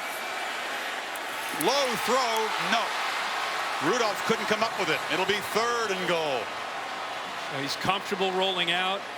He actually had his man. Ball's thrown low. Still, Rudolph makes that catch more often than not. Another flag down, Kirk. Yeah, Rudolph should make that catch. Yeah, he should have. Comes back as the veteran leader of the receiving corps. There was a flag down. They didn't move the ball. They may have picked the flag up. Yeah, I think there was did. one down there. Yep. All right, so it's 3rd down. Rudolph is a guy that draws most of the attention. You have Cook. But again, you wonder, because of the way Ole Miss is going to come after Francois, if you move him around. Gotta hurry. From the pocket, a dart, incomplete. Tried to get the ball again to Rudolph, but it's 4th down. That's the matchup. I mean, you'll take that all day with Gates, a linebacker, on your best receiver, Rudolph, and he threw that. That ball was thrown with a lot of velocity. Now remember, he held on to that ball so long that it gave Ole Miss plenty of time to get to him.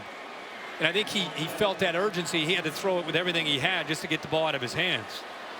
So Ricky Aguayo, good from 25 earlier. This from 21. And Roberto's little brother knocks it right through. So the Noles in the red zone, a couple of field goals. The Rebels 3 for 3 with touchdowns in their red zone trips. That's the difference. Yeah, we again talked about that. This is just a miscue by Dalvin Cook, one of the best players in the country. He's fortunate the ball did go out of bounds. They maintained possession. Twice they tried to go to Travis Rudolph. That ball is thrown just too hard for Rudolph to bring it down for a touchdown, settle for another field goal.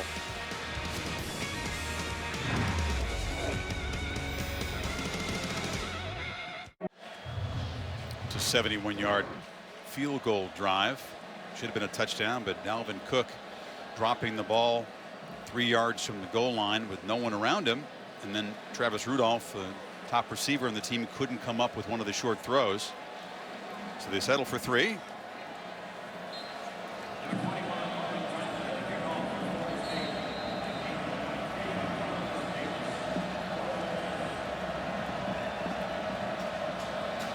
Logan Tyler to boot it away. That's Carlos Davis. We will see a kickoff return as Davis bobbled the ball initially, sidesteps a couple of the coverage mans and earns the return out to the 20. Well, Kirk, the last time Noles took the field, it was also an ugly start. The Peach Bowl against a very good Houston team. Sean McGuire was trying to play hurt. He threw 4 picks. And it was 21-3 at the break. Houston went on to win. So now we're sitting at 21-6. And again, having to fight from behind. And you wonder if Sean Maguire at some point in this game, because of his experience, Jimbo told us yesterday in our meetings, he is healthy enough to play. If they get into a position where they feel like they want to get him into the game as a senior, they could go that route. Kelly trying to add to more before halftime. Pump fake, delivers a long throw. It's low and incomplete. Couldn't quite get it to Adebayo. That's one where he had the ball, he had protection, but that's where he's trying to take the next step. His aspirations to be an NFL quarterback, if he checked that down to his running back there, his running back's probably going to take off and go. Hakeem Judd was out there by himself. He's going to pick up 10, maybe 15 yards, but he just locked on and waited for the bigger play downfield. Just check it down. 2nd and 10. Both 5-star true freshman receivers are in the game. Kelly delivers it far side to one of them, A.J. Brown, who's going to have a big career just based on the first half so far. Yeah, if you look at these guys, A.J. Brown, 6'1", 225, true freshman from Starkville, Mississippi, and then DK Metcalf, who already scored, 6'4", 220. They're impressive. Kelly again, firing down the middle and over the head. When A.J. Brown sat there in Starkville, he put on an Ole Miss hat on signing day. That was one of the sweetest recruiting victories Ole Miss says they've ever had. You don't go to Starkville very often and get a player away from the Bulldogs to this place. No, not at all. There's the other freshman, Metcalf, who already scored. He's from Oxford. You expect to get him, right? Yep. But really attacking the middle of the coverage for Florida State. Kelly gets it away, throws it behind Adebayo. It'll be 3rd down. You see that all over college football when a defensive back is in phase with a wide receiver, meaning he's running next to him in good coverage. Instead of trying to throw it in front of him, quarterbacks are always taught to throw it to the back shoulder and let the receiver who can see the ball adjust back to it. That time they're timing off just a bit. And the Noles get a stop. Rebels have converted 4 of 5 on 3rd down so far.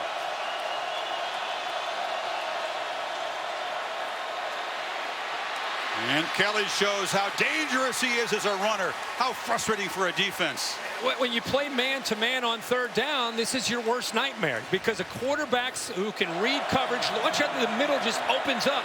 Everybody's in coverage with their back turned to the quarterback. 14-yard gain on 3rd and 10. And now Kelly working the sideline again. That's Adebayo. Defended well. The ball's knocked loose at the last minute by Trey Marshall. Yeah, Marshall and James, you could make a pretty strong argument that both these guys are as good a tandem of safeties as there is in the country. Adebayo actually looked him up, saw him, felled him, and a good job of separating Adebayo from the ball by Trey Marshall. Physical safety.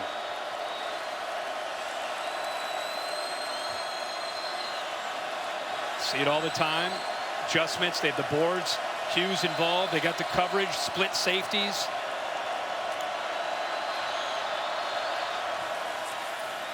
Kelly ducks under again. Trademark pump fake, this time dropped at the 49-yard line by Thomas. He's got the small play sheet now. It's a change in his method of play calling, isn't it? Yeah, he used to work all week and get together with everybody in the staff and spend 5 days putting his play chart together. Now it's a one-pager. Yeah. No flag. Now a flag comes in late. That was Marcus Lewis defending on DeMarcus Lodge.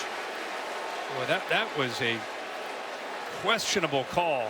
It wasn't thrown right away. It was thrown from deep. Watch the timing of Lewis breaking on the ball. Well, he got his right hand in there. It's actually a really good call. Happened so fast. He hooked him with his right arm. Dave Katai, is that how you saw that good call, the 10th penalty on the Noles? I did, because he hooked him and turned him. If he doesn't turn him, no foul. You and Dave are always on the same page. Kelly loops it. Adebayo running free, makes the catch out of bounds. And the Rebels threatening to blow this open before halftime. Marshall coming over late. Marshall comes over late, a little bit confused. Marshall's down at the pylon, 27-yard gain. Let's take another look.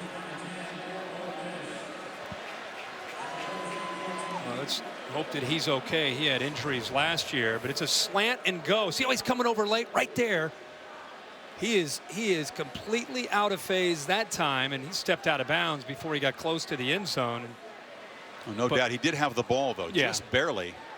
Catch, foot. Yeah, he's in. Yeah, there. With the right foot down first, then out of bounds. But Trey Marshall looking over to Charles Kelly, trying to make sure he has the right coverage. Had to find out where the receiver was that he was covering. Comes running over. Ball is snapped while he's still trying to come over.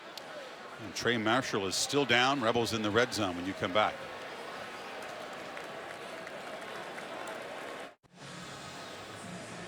Senior from Texas, Quincy Adebojo, makes a fingertip catch. They did review this and confirm the call. His foot just did get down before his other one hit the white. Yeah, great effort. Fingertips, catch, right foot, and there you could tell that there's probably about about an inch or two between his foot and the sideline. Here's a great look at it. Catch. She got both in. So, Kirk, the Rebels are back in the red zone. The first 3 trips, Kelly touchdown passes to 3 different receivers.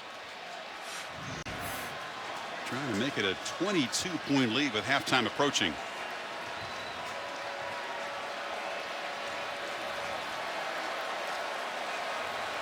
Team Judd lined up in the pistol behind the quarterback. They fake it to him. Kelly for the end zone. Off the receiver's hands and almost caught. Adebojo had a chance at it. And then diving for it. Yeah, I don't know if he was going to Adebojo or if he was trying to throw it to Ty Quick, 43 behind him, who nobody was covering. He's all by himself. If he was trying to get it to Quick, a little bit of a softer touch, just kind of up and over. But Adebojo saw it coming to him and got a hand on it. And second down handoff. Judd. Sutter steps. And gets into the end zone. Rebels in the red zone. Stay perfect tonight. Great job by the right side in setting this up. Alex Givens, freshman out of Nashville, comes up with a nice block. Watch Jordan Sims, the right guard. Watch him work on the right side and open that up. Then right here, it's just from the receiver, walk into the end zone. Guys that up at the running back position. With Jordan Wilkins suspended. Jalen Walton, senior, who's been very, very patient. Wants to make the mode that Ole Miss has been living under really ever since Hugh Freeze got there. There were some investigations into the previous administration, actually in multiple sports. Laramie Tunsil, who made so many headlines on draft night, suspended the first 7 games of last year. The smoking video, he had a gas mask, a bong, that broke out on draft night. Texts requesting money, sir, but they're still looking into that. The investigation is ongoing. There are reports that the investigation is broadening. Hugh Freeze says that they will have their time to answer these allegations, and if they've done things wrong, to face the music, but a lot still to be determined in that. And again, no timetable, no idea when the NCAA might conclude that investigation. Could be next week or next year.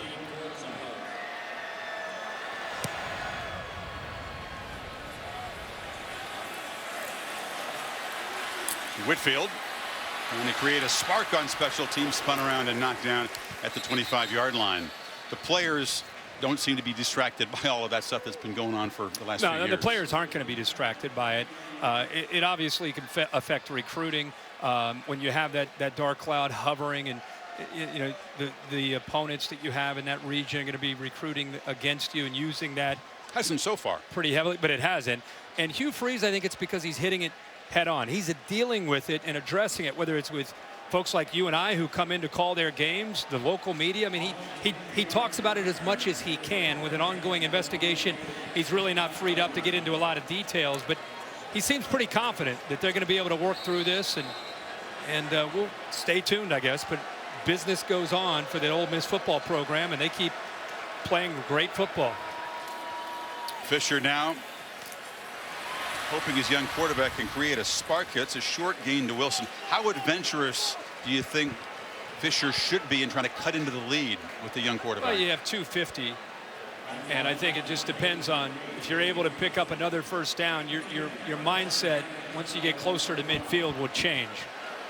A touchdown and the ball coming back is probably the goal for Jimbo Fisher. Noles do have one timeout. Quarterback gets it away on the far side. Another flag is down as Naquan Murray, the sophomore, makes the catch on the far side. That was in the pit.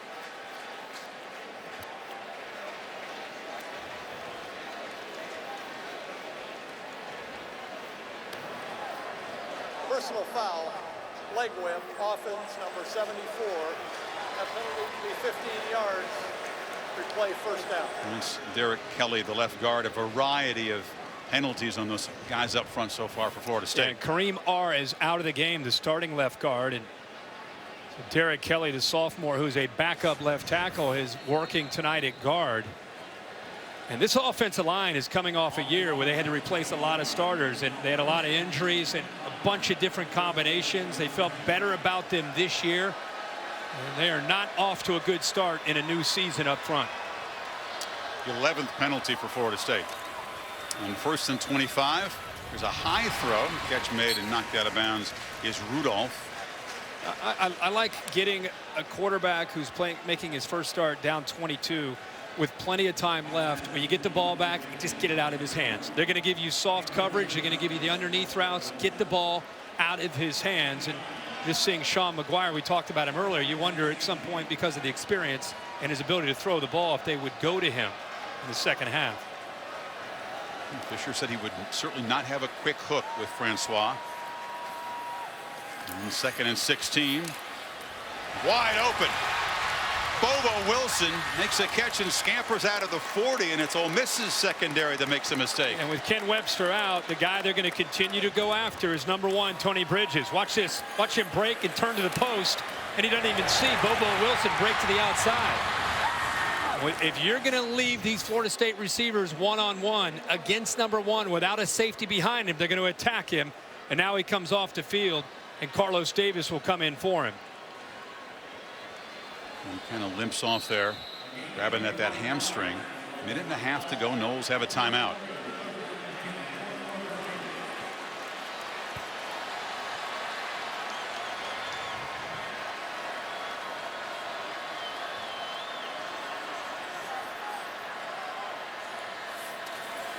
They back off. Again, Cook underneath. And not escape. And stopped short with the first down by Carlos Davis. You hit a couple plays downfield, and it makes the Ole Miss defense change. They got 2 safeties deep, and it opens up the underneath throws. And again, you're giving it to a great athlete in space. Fisher signaling for tempo here. Francois from the pocket. Batted down. He was knocked down after the throw. Again, pressured by the men up front. Well, Fidel Brown has made the start, but John Youngblood, who's wearing Chucky Mullins' number from the left, watch the power. He just pushes the left tackle, Johnson, right into the quarterback. Got the Chucky Mullins award, but just he's an all-around model student athlete. Does stuff in the community. He's given that honor as one player is on the team every year. Need a yard on 3rd down, Kirk. Cook to the left of the quarterback. Dalvin's got it, and he's got a first down and more. Stumbling, looked like he had open field, is spotted down at the 15. Great job that time by the offensive line. Ole Miss brought the blitz. Good job by Wilson Bell, but he actually follows Kelly 74 around and almost hit that for a touchdown. But it was a blitz. The line that time ready for it, picked up the blitzes to give the talented running back Cook a chance. It's his first productive running play tonight. Got 15 yards. 45 to go in the half, and a whistle. Timeout taken by Ole Miss to kind of regroup on defense. All right, Kirk, the Noles back in the red zone. Field goal, I know it's only the first half, doesn't help a whole lot. No, and we've talked all night about the importance of the red zone. And college football coaches would tell you today in this spread era, the big things are that you look for in winning a game or losing a game, converting on 3rd down, and red zone success. Are we kicking field goals? Are we scoring touchdowns? That's been the story of the game tonight. Ole Miss in the red zone 4 times, 4 touchdowns. Florida State into that red zone area twice, 2 field goals. They've rolled him out. They've had Rudolph open a few times. He just hasn't been able to hold on to the football. You got to think they'll go back to Rudolph, their most talented, experienced wide receiver. Red zone, something they tried to fix. They kicked a lot of field goals last year down here in the red zone, 15 of them. There's number 15.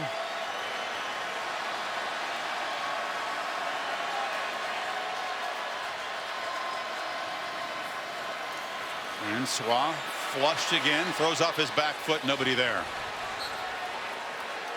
Haynes pressured him along with Jones. 37 seconds. They still have a timeout to play with. It's amazing. Here we are in a crucial point in the game, and we've seen a lot of freshmen out there, but because of the injuries to the secondary, how about Jalen Julius, a freshman, out there competing against the best receiver of Florida State's Travis Rudolph. Have a safety in Hartsfield, another true freshman, behind to help him out.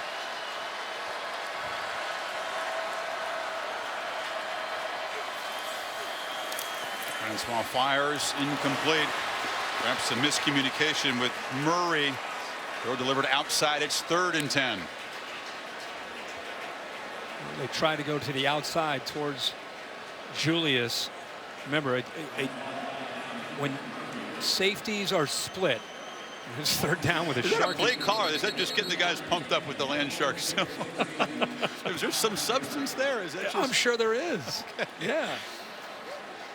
That Land Sharks thing dates to 2008.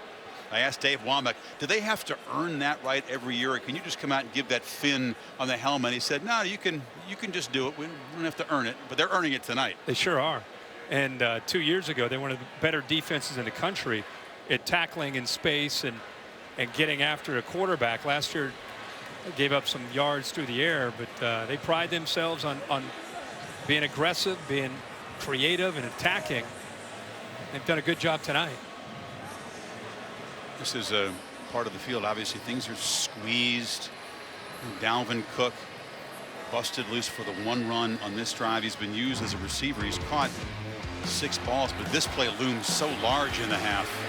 Well, he has been much more productive tonight catching the football than he has as a runner. And you know, depending on what kind of coverage you get, it's something that you can make it an easy throw. Here it looked to be a touchdown, the play you're talking about, Chris. And I don't think he was doing anything fancy. He was just getting ready to hold on to the ball with 2 hands. Somehow the ball slipped out. They had to settle for a field goal. I mentioned earlier, if Ole Miss is going to put 2 safeties, we'll see if we can pull back and show you this. If they're going to play 2 safeties, you got to get into the middle of the field somehow. Right now, it looks like they have, starting with 1 safety there right in the middle, which can open up a crease.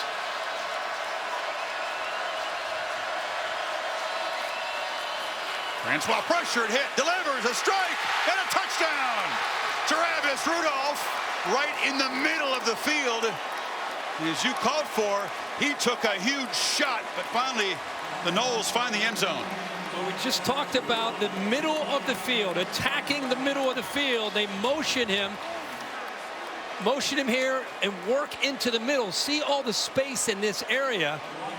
Nice design by Jimbo Fisher. Rudolph, his best receiver, right there. And how about the young freshman growing up right there? Waited until the last second until he had Rudolph where he wanted him for the touchdown. Marquise Haynes is a pass rusher extraordinaire. He's going to do that job on Sunday. He leveled the young quarterback who stood in and delivered a much needed score for the Noles. Cut the lead, and they'll get the ball to begin the second half. Yeah, and they went right over top of Johnson again with pressure. One of the better rushers in the entire SEC. Haynes got into him.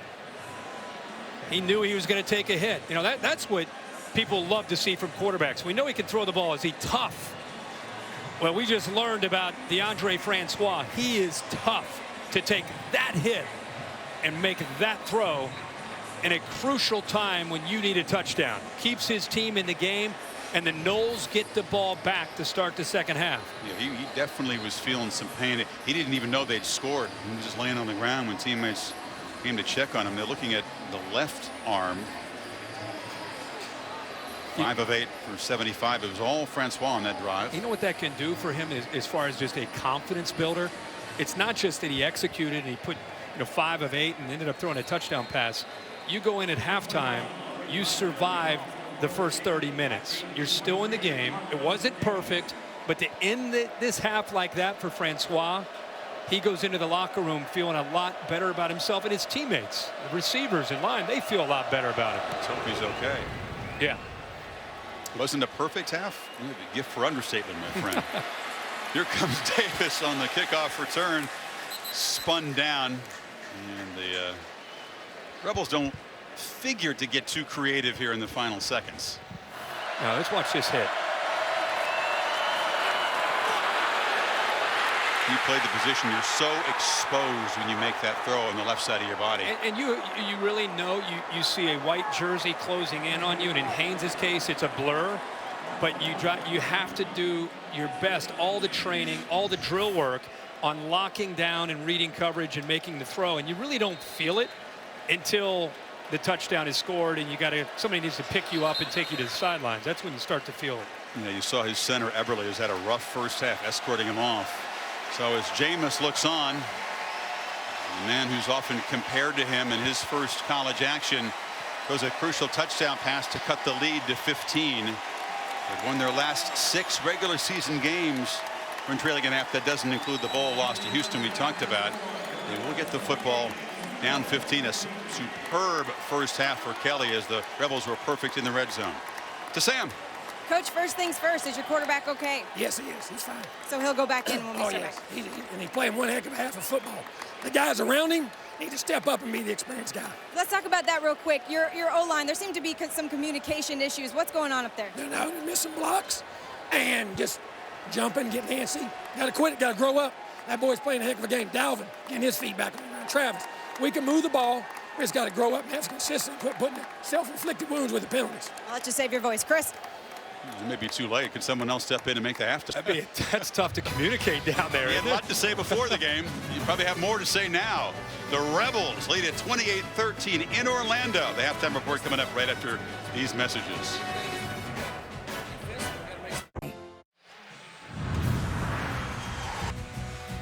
And welcome back to the Camping World Kickoff, presented on ESPN by National Highway Traffic Safety Administration.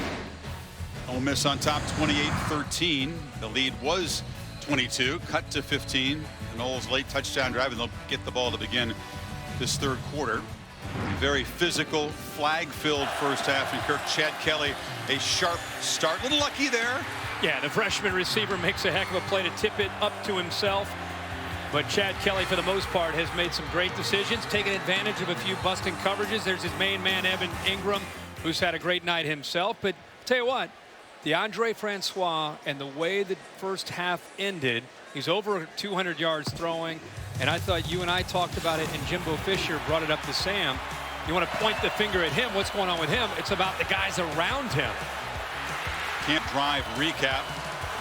He's taken at least a dozen shots. He's been sacked a couple times, but he's had to show his toughness, including on that scoring play. Sure, I thought he could not have thought of a better way to end it, leading him down for a big score before the half, and then taking a hit from one of the top pass rushers in the country in Haynes, and delivering the ball right on the money to Rudolph, and now they get the ball back. It's been a busy first half. Already 27 pass attempts for Francois. Again, back in his hometown. If you weren't with us at the top, redshirt freshman who played on this field in high school and in the Noles spring game, trying to pull off some second half heroics. Back down to Sam. Yeah, Chris, I caught up with Hugh Freeze and asked him if he expected this sort of offensive success really early, and he said, to be honest, yeah, I did. I thought our tempo really confused him. So I asked him about complacency. He said our defense was so bad and blew so many assignments, it wasn't hard to get them fired up in there. That they, of course, lost their best corner, and he said if we want to make a statement and elevate our status in college football, we have to finish this strong. That's a good point, Sam. Plenty to talk about on both sides, because the Rebels did kind of break down some penalties, some missed assignments to let the Noles cut the gap. Whitfield and Wilson are deep, and another touchback. In my opinion, this is where Jimbo Fisher is one of the better offensive minds in the country. there was some miscues, some mistakes. We saw this with a 14 team with Jameis Winston. You'd be scratching your head saying, what's wrong with Florida State and Jameis? It was a combination of Jameis getting hot, but the plays, the formations, the personnel groupings, he'll make adjustments. He'll try to attack this defense, and he's going to try to put his quarterback in favorable situations based on what he learned in that first half. And Jameis could help too. I wonder if Jameis was in the locker room at halftime, perhaps had a word. Unofficial coach. Play action on the first play. Francois to the edge, fires far side. It's complete.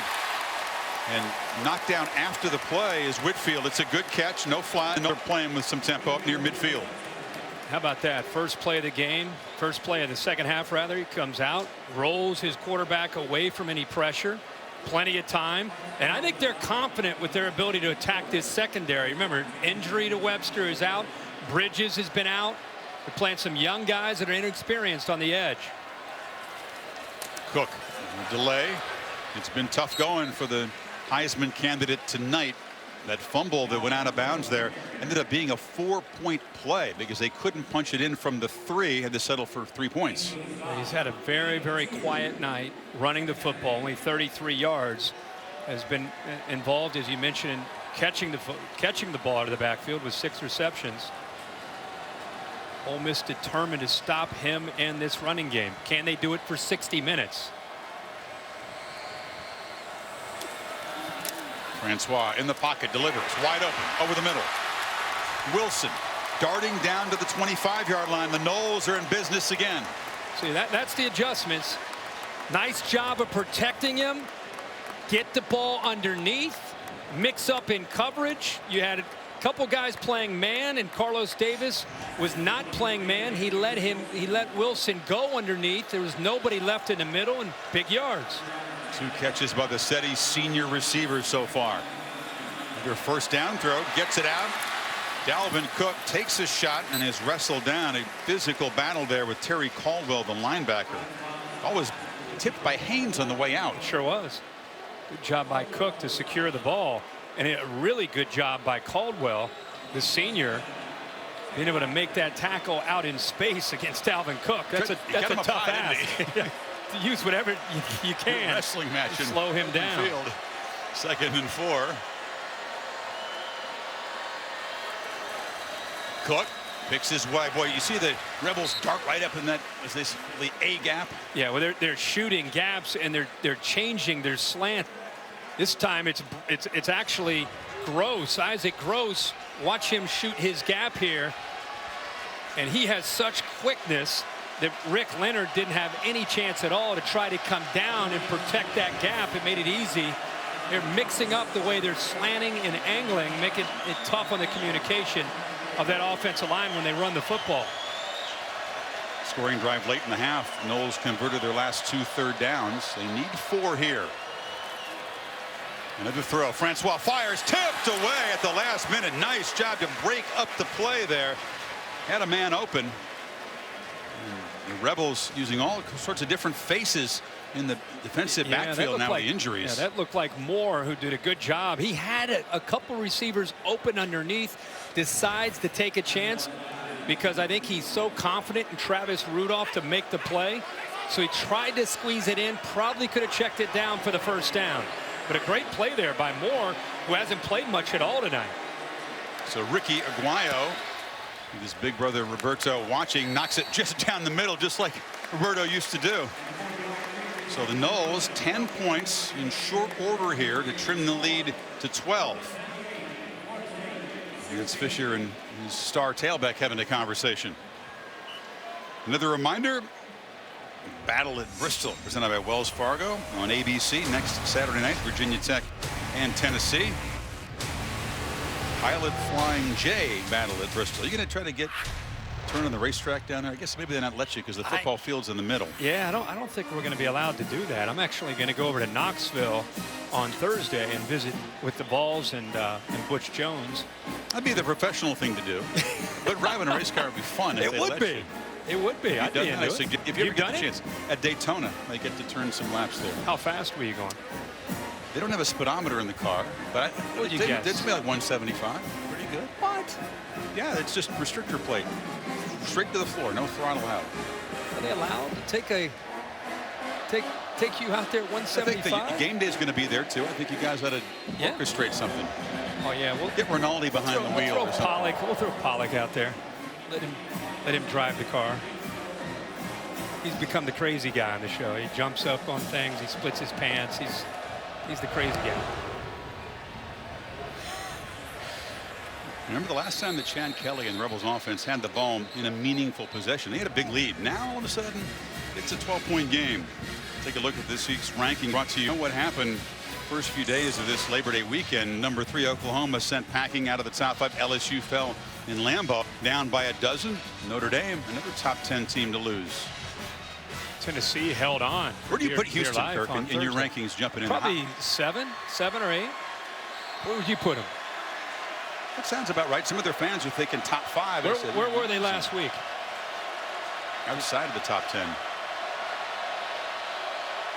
So Kelly, play action again, working the middle of the field. That one's incomplete. Well defended there. Trey Marshall begin to focus in on Evan Ingram, who was the focal point of the passing game in the first half. Yeah, that time Matthew Thomas, the inside linebacker, actually did a really good job of reading the eyes of Chad Kelly. He led him right to the throw. Again, this one intended for Ingram, off his hands and intercepted. Marcus Lewis, the second pick for Kelly, but that one was on the receiver. And the ball's coming in, and that's a ball that Ingram typically would make a catch, give him a chance there on 3rd down. This is what Florida State does. Again, I keep going back to 2014. Just when you think things are looking terribly, they're able to turn it around. That is amazing. That's Marcus Lewis, a sophomore, who's out covering somebody else. Tip ball, that's why you always want to have your head around. Ball's in the air, he goes down and makes a big interception to give the young freshman quarterback great field position. One of those guys in the old secondary who can play multiple positions. Makes him even more valuable. So now Francois trying to further cut into the lead.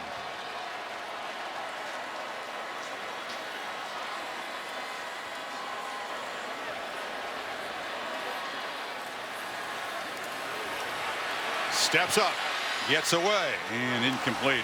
Again, knocked down after the throw. Guys all around his feet and ankles as he tries to get it away, Kurt. It is, again, a great job by the big man, DJ Jones, getting in there and applying that pressure. Forcing him, they want to get after that quarterback before he is ready to let that ball fly. His receivers break front.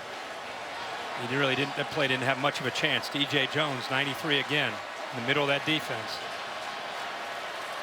On 2nd and 10, quarterback was waiting for something, didn't happen, but just takes off. Francois in the open field, diving toward the pylon, knocked out short. Wasn't pretty at the beginning of the play, but it worked out well. Ole Miss had the play sniffed out. Bobo Wilson came in motion. Good block here by Rudolph to give his quarterback even more of a chance to get it into the end zone. But Ole Miss had this play defended. Watch Tony Connor right here. He cannot lose contain on the quarterback. They saw Bobo Wilson coming in motion. They knew what to expect. Quarterback aborted the play, took off, and Tony Connor loses contain. Wes Patrick in the I formation on 1st and goal. Got a big defensive tackle in there. They hand it up short to the fullback, who muscles near the goal line. Stevenson thinks he scored. Well, I thought he did too. He did. Yep. There's a consensus late. And Lewis's pick. Francois' scramble. Stevenson's touchdown. And here come the Noles. Interception. Nice play by the young quarterback on a broken play to pick up huge yards. And then the fullback dive. Old school to get it into the end zone. And you're right. Just like that, we're not even 5 minutes into the second half, and Florida State about to cut this within 5. Scored in the final minute of the first half, and now 10 points in the first 3.5 minutes. So less than 5 minutes, 17-point burst by Florida State. Just double checking whether or not Stevenson crossed before the knee went down. Hard to see in that pile. Stevenson, the senior from Barstow, usually a blocker, not a prominent part of the offense at this point. They use that strength down near the goal line, all 240 pounds. All of a sudden, this stadium comes alive for the first time since maybe the pregame. Just another look to see if the ball broke the plane. Can't see the football there. That's a tough one. Yeah, good luck discerning anything from the angles we've seen so far. Late call. The officials kind of huddled together and determined that Stevenson had crossed. Here's a good look. Watch the knees at the same time. Still up. Still up. Yeah, he hadn't touched yet. Touchdown. Other look. Yeah, you can see the ball across the line there. After further review, the ruling on the field stands as called. Touchdown. Pure leg strength. The Stevenson got low. The defenders were low too, and he just drove forward. And how about Deondre Francois? Talked about how the drive at the end of the first half could be a confidence builder for him and the rest of the offense. And they sure have taken advantage of their two opportunities here to start this second half. Well, was a big lead, is down to 5. Interception made by Marcus Lewis off the carom by Ingram. Quarterback scampers down close and sets up Stevenson's touchdown run. All of a sudden, the pressure back on Kelly and the Rebels.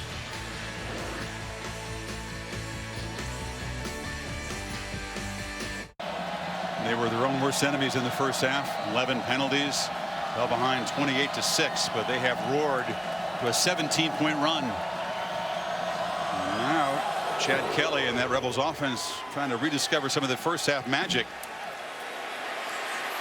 Davis brings it out, had the edge, but stumbled at the 15.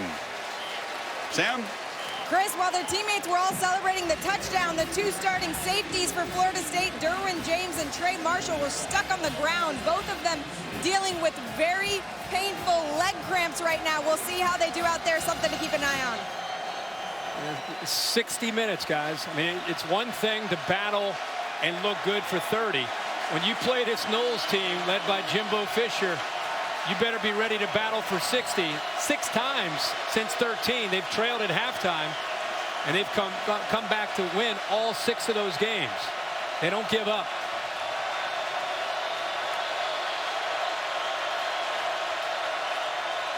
Kelly, a rare handoff to Judd.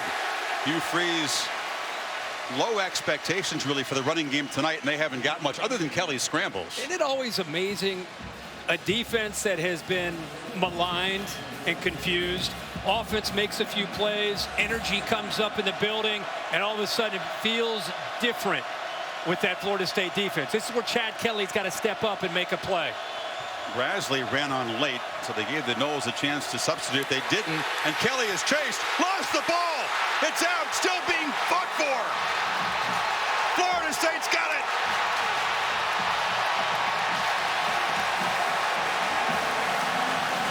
And who makes the play? The leader, DeMarcus Walker, comes from the offense's left all the way around to not give up on his play. Tremendous effort right here. Watch him with an inside move, a little move to the outside. He goes right by him, and he's such a good athlete. This ball is definitely knocked loose. He did not bring his arm forward. The ball's loose. And the rest of the Florida State defense sees the ball on the ground and jumps on it. Derek Nottie with the recovery. 2 Rebel turnovers in the last 3 plays from scrimmage. And the Noles, if you can believe it, can take the lead right here.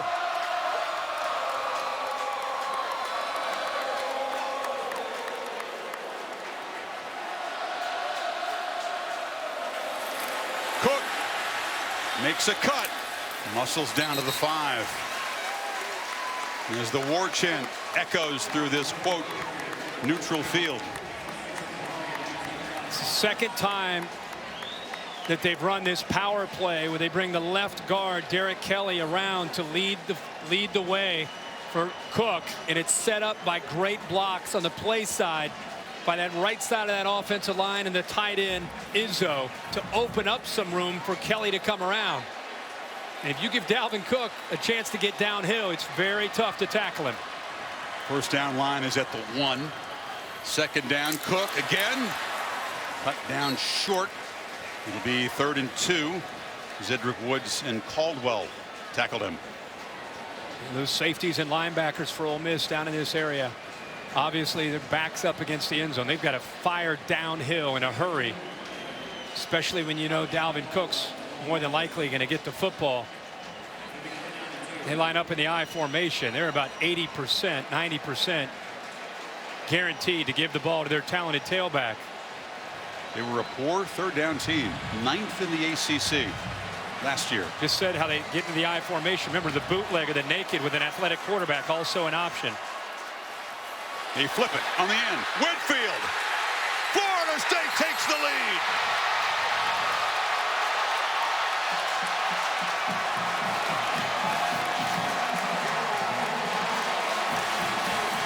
A furious rally fueled by a couple of turnovers, and the Noles are in front improbably.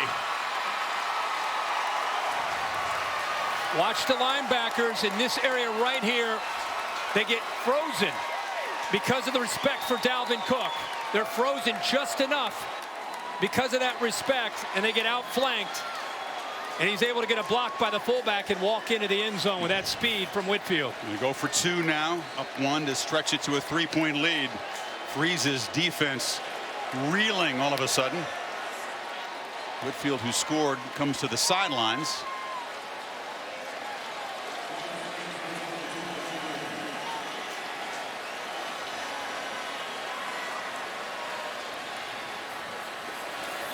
Francois looks across the middle and a misfire there. Auden Tate, the sophomore, is running inside. The throw went outside. So 2-pointer fails, but the Noles up by a point. Well, this DeAndre Francois growing up right in front of our eyes and his head coach's eyes. Jimbo told Sam Ponder walking off at halftime, it's not the quarterback. We got to get other guys to play good around him. This is how he ended the first half, with that touchdown pass. And we mentioned that may be a turning point for him and maybe in his career. Took a big hit from Marquise Haynes. Had to be helped off the field, threw the touchdown, kept him in the football game, and since then has looked like a different guy. The way he looks at his coach, the body language, the confidence.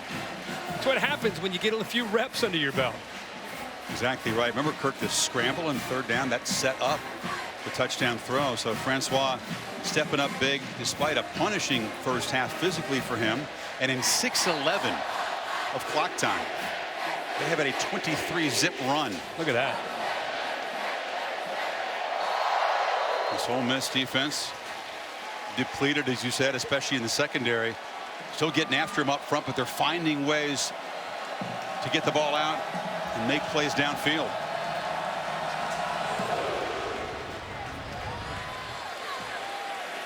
Davis will not bring it out. If you're Chad Kelly and Hugh Freeze, what are you thinking? Now suddenly you're behind. You realize that you've lost momentum. Florida State right now has been doing a great job. Turnovers the last couple times they've had the ball. You know what you do, Chris, is you've got to get back to doing what you were doing well, which was tempo. They need a first down to create tempo. They need to be aggressive. They need to be assertive in how they attack the Florida State defense, because the Noles right now are playing with a lot of confidence on defense as well. But Chad Kelly, did he call himself when he was asked at SEC Media Days if he's the best quarterback? He said he's the best quarterback in the nation. This is where the best player on the field and the best quarterback in the nation, arguably, at least in his mind, needs to make plays for his team. He's 2 of 9 since the fast start. Brasley trying to make a play in the running game. That sweep is thrown down. Look, Derwin James up there like a safety, looking like a middle linebacker. Really hard against a Florida State defense with that kind of speed to run a slow developing counter play with a couple of linemen that are leading the way. 2nd and 7, incomplete. Threw the ball off the hands of Stringfellow, and it's going to be 3rd and long. ball is thrown in a place where Stringfellow in the first half was making those plays. He's just crawling off of the field, but the Rebels aren't slowing down. Kelly downfield, threw it behind Jefferson, who couldn't fight the way back. That was freshman versus freshman Lamonte Taylor in coverage, and it's 4th down. Charles Kelly dials up a nice twist up front. And the reason he couldn't get the ball there is Jacob Pugh came from the right all the way around into the middle, and it gets to Chad. See how he comes around all the way around? They didn't pick him up, and Kelly gets hit right as he releases the ball. He couldn't get anything on it to get the ball to an open receiver in Van Jefferson. Will Gleason, the Aussie, in the punt. The downside of running tempo and trying to be urgent is that when you don't make a first down, defense is right back on the field. Gleason, a low boot, bounces, and what a play trying to field the ball inexplicably was Wilson. Knowles very, very fortunate to retain possession. Wow. He got creamed, but the decision you have to question. Yeah, that ball looked like Terry Caldwell might have been the one down covering, and he hit him. It either looked like either just before or maybe just as the ball was actually touching Wilson. So the Knowles back to work up a point, but avoiding disaster here in traffic. Wilson with a rough decision. And that's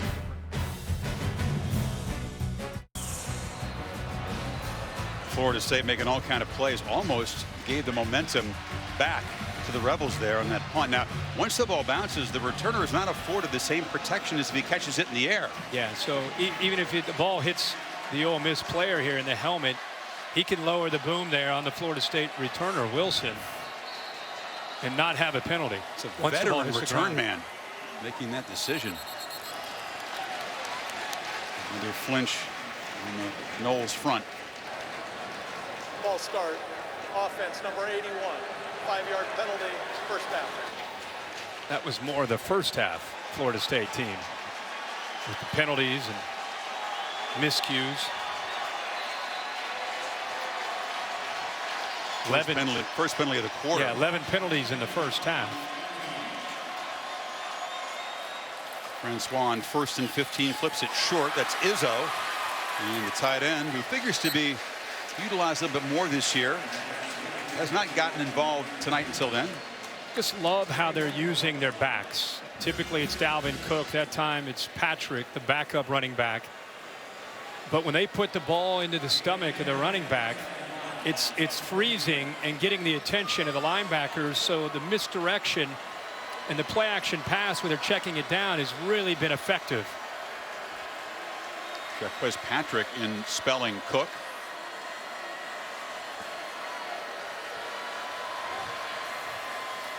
And they feed the big guy, but he's dropped in the backfield.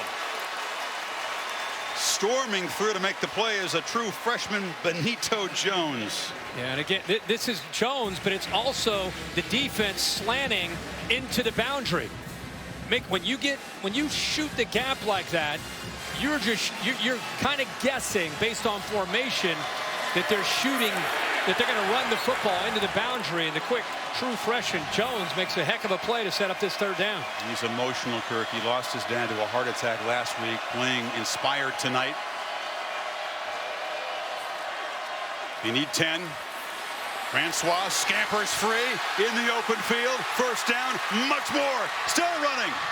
Cuts it back, knocked down at the 45. Is this the same guy we saw in the first quarter? I'm telling you, the game's slowing down for him, and he's making great decisions. This time, Ole Miss blitzes, and they spy with 21 this time. Caldwell, he's actually in position here to make the play, but because of the speed of Francois, he's able to get to the corner and pick up the first down. That's his second 31-yard run tonight. Opponents will have to deal with that his whole career. From the pocket now, short strike, and the catch is made by Devontae Phillips, who gets involved for the first time. Picks up about 8. With these backup corners in the game, they're giving a big cushion on the edge. And Tony Bridges, who's played a lot of football last year, number one, he's not 100% healthy and at times guesses. And so they've kind of backed off. And it's a good job of adjusting by Jimbo Fisher and Deondre Francois, recognizing that and not necessarily going downfield, but using some receivers to clear that defensive backfield out and then just go underneath. 2nd and 2. They feed the fullback Stevenson. Kirk, this Rebels defense has been on the field a long time tonight. They've had the ball less than 12 minutes. Knowles had about 28 minutes. So they're wearing down here. Well, Coach Womack, Dave Womack's done a good job for Hugh Freeze, the defensive coordinator. And he mentioned that in our meeting yesterday, the importance in this heat, humidity, and this being excited, rotating bodies. He said that, you know, we've got a bunch of people up front. We're going to play. We got a lot of linebackers, and so they're very confident. But, you know, you start to look at how many plays they've been out there. This is the 60th snap right now. You fake it to Patrick. Francois. Wide open Izzo. Dragged down to the 2. Everything Jimbo's dialing up is working now. Yeah, he just gets lost. What a well-designed play by Jimbo Fisher with play action. The play action and rolling to his right gets the defense going one way. Right here's Izzo, who's going to work his way down the sideline. Watch how he just eventually gets lost, kind of hesitates. Linebacker loses him. And that's a nice job by the quarterback as well, just letting the play develop, showing patience. You're trying to get the defense out of position, and it's exactly what they did. It's Patrick again in for Cook in the I formation. Gets it. And gets stacked up. Florida State threatening to make this a 30-zip run since they trail 28-6. Talk about a tale of two halves. You see a lot of 30-zip runs between two high-quality teams. Ole Miss in the second half, what, 7 plays, -1 yards, 2 turnovers. With Cook watching, Patrick and Stevenson, and a throw to a wide open Izzo to cap the drive.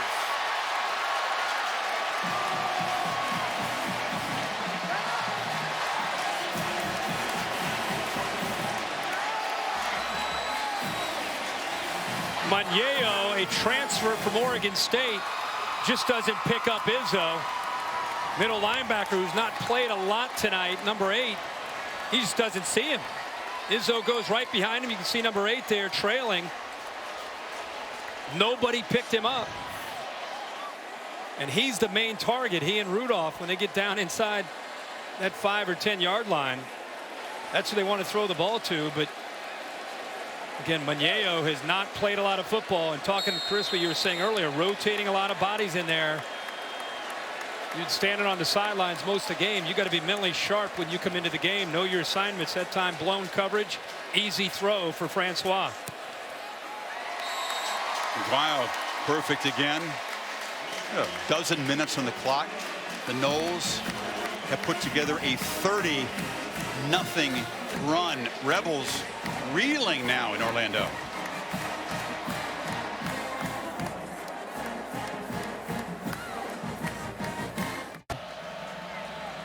Deondre Francois has turned around this debut game in his hometown. Remember Jameis against Pittsburgh, Labor Day weekend, trying to prove to his teammates, everybody, that he deserved the starting job over Jake Coker. Tough quarterback competition that monster night. A little different situation for Francois. Well, I think it's different because of what he's had to deal with, the defense he's faced, the offensive line play early in the game. He didn't have very much help, but boy, he has settled into this game. Flag down as Davis bounces the return, gets the edge. It is knocked down short of the 25.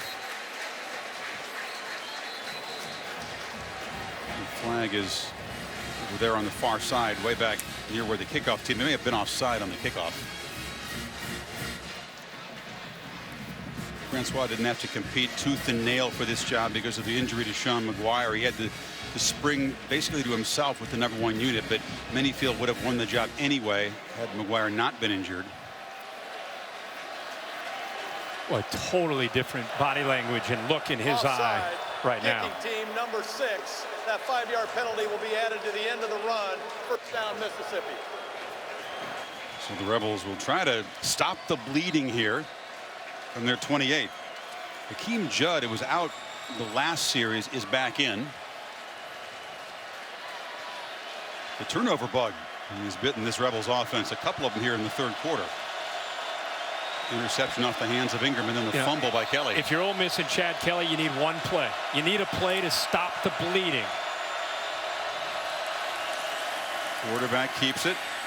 Gets a block, but is tackled at the 30. Derwin James, can you block him? Well, not to mention that a 4-year starter at tight end, Evan Ingram, is trying to block him. I mean, Derwin James is one of the more talented players in the country. Say he can play any position on this defense. He's so versatile. I said nose guard? Oh, yeah, he'll play anywhere. Hugh Freeze said it's, quote, alarming how good he is. Batted down to the line of scrimmage. The big boys up front for the Noles starting to impose themselves. That's DeMarcus Christmas. Yeah, when you throw a pass like that, he's trying to get a wheel route down the sideline, you got to get back and have a little bit of suddenness, a little quickness to the drop and to get the ball out.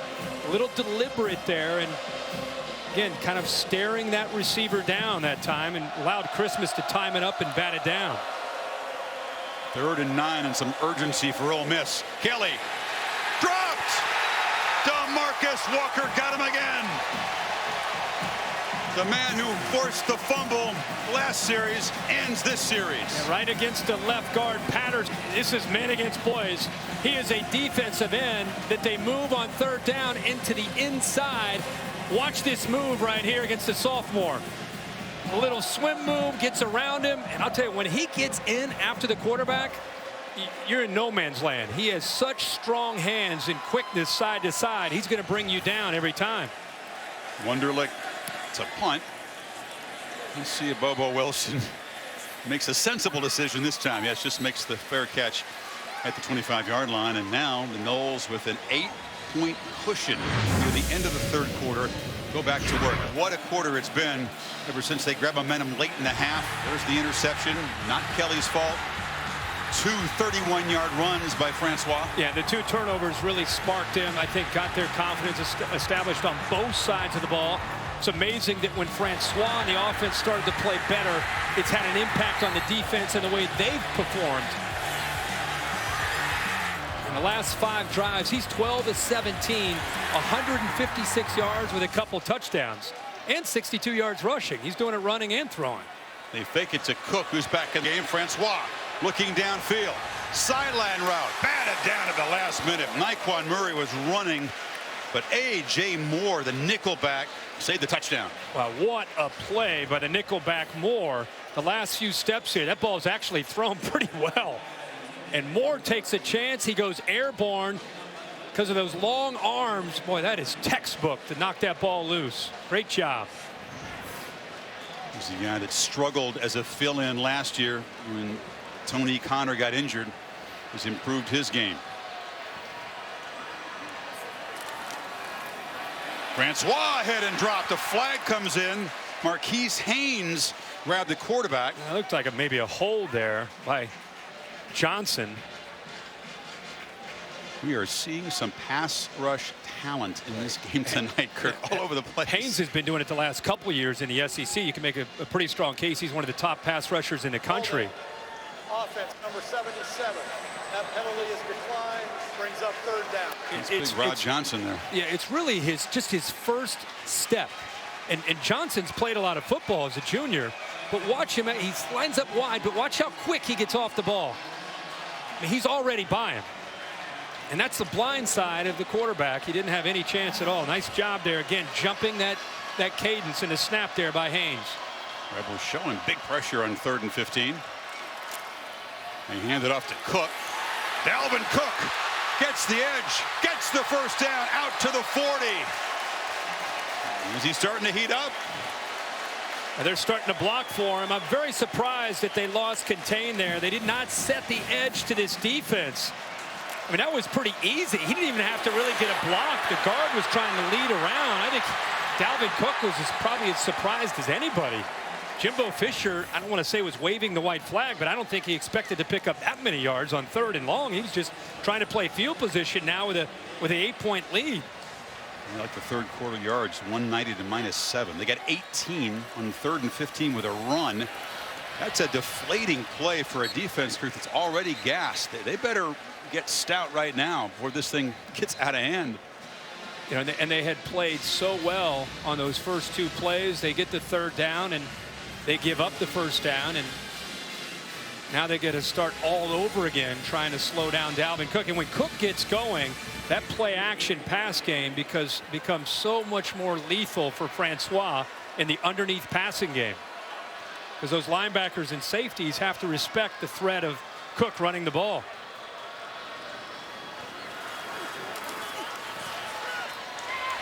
Near sideline, it's Wilson making the catch, shoved out short of the marker, but they'll need just 2 on 3rd down. I think Jimbo Fisher deserves a lot of credit for the adjustments that he is known for making in the second half. You feel he's as good as anybody after halftime? I do. I said it before this run that look out, because we've seen him do this before with Jameis Winston, and now he's doing it with Francois. He figures out what worked, what didn't, makes adjustments. But he deserves credit, Francois, for just getting his confidence going. And the offensive line that had a terrible first half collectively has played much better here in the second half. Jimbo's got no voice, but he's still got the know-how. Francois on the roll. Very simple, old school looking play. Moves the chains, and it's into Ole Miss territory. You know, when you start to really look at him, now that we've had a half to watch him, and everybody wants to always compare quarterbacks probably after Jameis Winston to Jameis Winston. And Jameis is special. He's doing things on Sundays now, doing great things. But in the college game and in this system, watching Francois, he is a really dangerous runner who's only going to become that much more dangerous with the more knowledge and recognition that he picks up. They picked up 6 of their last 7 on 3rd down. And Francois fires incomplete. It was after a 1-for-6 start. Hollering, but no flag. It was Jalen Jones covering Wilson. Seeing a lot of faces in that secondary that you don't normally see. No, that's a true freshman out there playing, and he's been playing quite a bit tonight. Jalen Julius is another one, a redshirt freshman. Crowd is frustrated. They felt that the young defensive back actually held on to the receiver.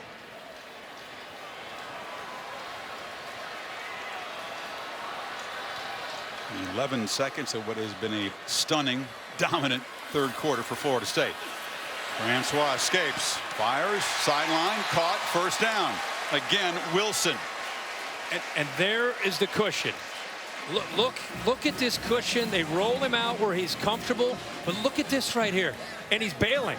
I mean, there's the 1st down marker right here.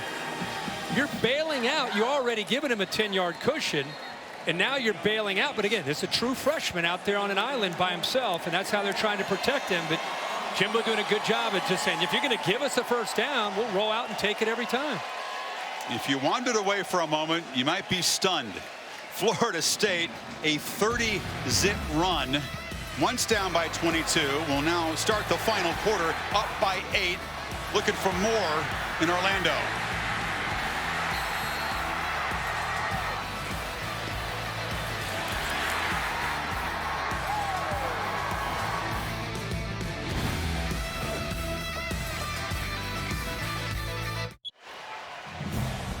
The Camping World Kickoff presented by National Highway Traffic Safety Administration, set for the final quarter after a 3rd period of total FSU domination. -7 total yards for Ole Miss. There was a time in this game where they were way ahead in total yards. Now it's 446 to 305. The Rebels have been going backwards. 60 minutes of football, right? At least. Wait, I'm saying when you play the Noles, you play them for 60. Isn't that part of Jimbo's pregame speech? Francois pulls it, fires it, far side. And all of a sudden, all this underneath stuff is wide open. That's Rudolph. You know, with those defensive backs, again, giving that cushion. This is something that even towards the end of the first half, the coaches upstairs and Jimbo recognize that not only do you accomplish getting great yards, you just make it so much easier on the quarterback. Surprised that Dave Womack, the defensive coordinator from Ole Miss, isn't rolling the dice a bit and taking that cushion away and trying to force him to go around him. Maybe he just doesn't, fears that big play potential. Cook trying to deliver a big play. Cuts it back. This time they do set the edge and wrestle him down, but he's got first down yardage. I think what Womack feared, though, is what we're seeing. His defense is on the field a long time. The Noles have run 22 more plays and the ball about 19 more minutes. Sports Center, buddy Scott Van Pelt following us. Highlights from the U.S. Open, NFL news, and of course a recap of this game. So on to watch ESPN out. First down.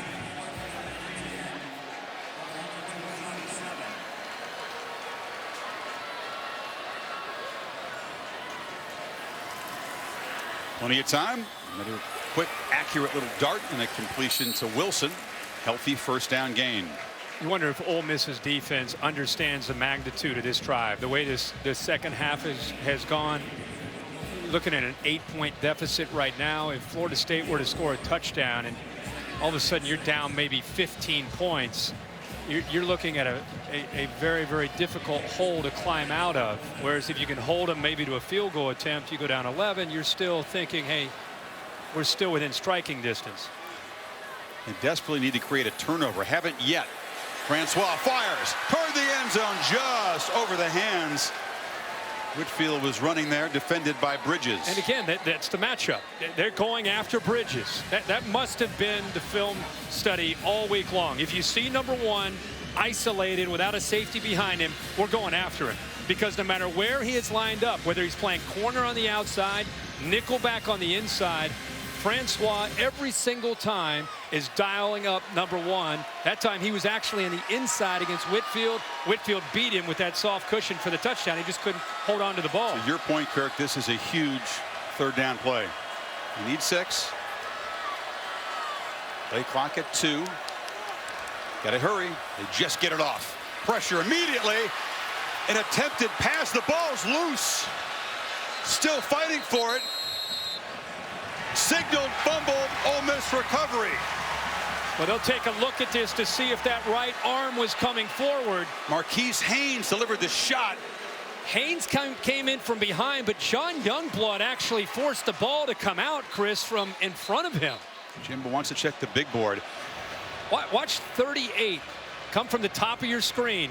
Haynes flushes him, actually almost has it, but right there, by him pushing him is what got the ball, forced the ball to come out. The arm was coming forward. Looked like his right arm was coming forward. The hand. Yeah, his arm was coming forward. It was hit. I think they're going to overturn this, don't you, Dave Kataya? Fumble was ruled. I do think they're going to overturn it. Here's why. The arm is going forward. He has control of the ball with that forward motion. That's an incomplete pass, in my opinion. Rebels are over the ball. Offense on the field. They haven't yet stopped to look at this. The Big 12 replay official is Gary Brown. Wow. They don't review this, but they are holding up play anyway. There's a Dave. There's a on the field of a fumble is under further review.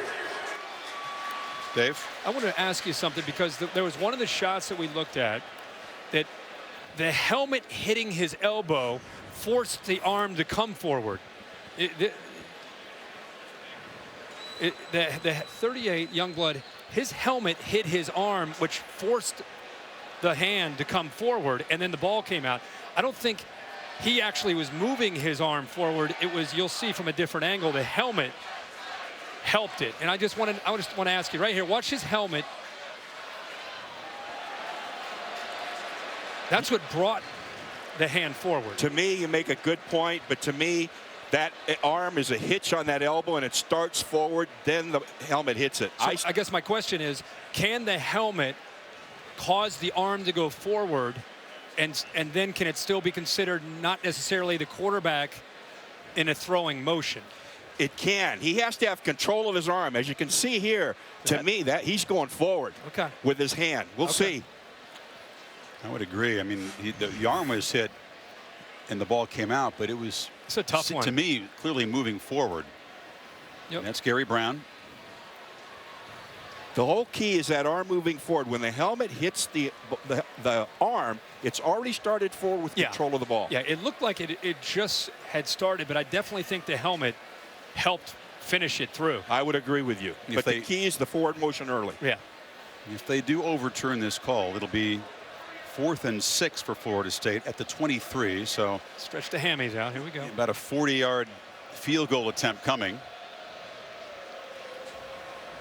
Just said that the Rebels defense hadn't yet forced a turnover tonight. Boom. They're hoping they got one there, but I just don't think that. I don't think it's that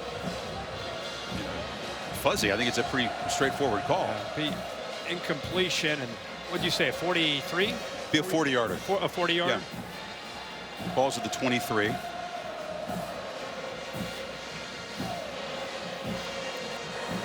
After further review, the ruling on the field has changed to an incomplete pass. It'll be 4th down and 6 at the 23-yard line. Timekeeper, please put 13 minutes and 2 seconds on the clock. 13:02. Francois probably shouldn't have thrown the ball in that situation, Kirk, but ends up not costing them a turnover. And now we'll see Aguayo, who has those big shoes to fill. His brother Roberto is here, and the true freshman has made his first 3. This is from 40. Makes it a 2-possession game here if he makes it.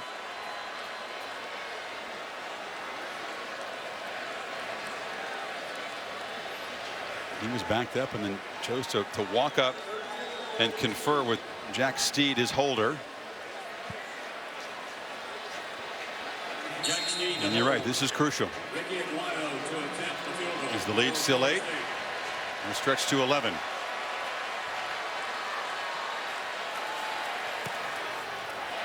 And the kicking Aguayo family continues to shine. 4 for 4. Ice water in his veins. Ice Is that what you're saying? Yeah, I got ice in my veins. It is a 2-possession game. Celebrating its 12th year, sponsoring Good Hands Field Goal Nets. Allstate makes contribution of additional scholarship funds for each field goal and extra point kicks. Since 2005, millions have been donated to scholarship funds. Ricky Aguayo, a true freshman, 4 for 4 tonight. Logan Tyler, the true freshman, kicks off. We've been saying true freshman a lot tonight. Here's the Jiffy Lube. We've got you covered, including a redshirt freshman. Yeah, he is really playing great football right now. He ended that first half, had that touchdown pass to Travis Rudolph, and from that point on, he and his teammates have played great football on the offensive side of the ball. Jimbo Fisher has been able to pick apart this defense with his play calling. He's put Francois into favorable positions to have success. Remember, if you just tuned to this game, Ole Miss was dominant 28-13 at half. They haven't had a first down since 3 minutes remaining in the first half. Well, they had -7 yards in the third quarter. Desperately need to make a play here. Defense running out of fuel. Kelly sidesteps the rush, launches it downfield to Ingram, who makes a spectacular catch in traffic at the 30. Wow. Well, it's one-on-one. Straight man. They used formation. 5 receivers from left sideline to the right sideline. No safeties behind. It was just man-to-man backyard football, and he found his man one-on-one against the corner. 42-yard gain. Now a slam underneath as Adebojo fights for another first down. I know they haven't had any success here in the second half, but they score quickly. Their 4 scoring drives tonight, minute 46, 2:19, a minute 56, minute 45. Kelly near silent. It's a low throw caught by Van Jefferson, whose dad, Sean, 13 years in the NFL, now an NFL receiver coach. Let's take another look. Did they rule that? That's a good catch. Complete? Okay. Just a 3-yard gain, though. Kelly now lofting it in the end zone. Caught for a touchdown. That was Jefferson working free. Beat Trey Marshall, who's trying to grab a hold of him. A flag is down. I think it's going to be on the defensive back. Yeah, it's going to be on Marshall, defensive holding. You said, Kirk, it only takes a play. Yep. And that was the long connection to Ingram, and suddenly the Rebels are back in business. That was an amazing throw by Chad Kelly. Again, nothing has gone right in this second half. The big throw to Ingram, but what he just did to the freshman, Van Jefferson, the anticipation, he put it up into the air before Jefferson was ready. He was still trying to fight to get open. He's off to the left, ball's in the air. He's still trying to get open, and next thing you know, he looks up, ball hits him right in the hands.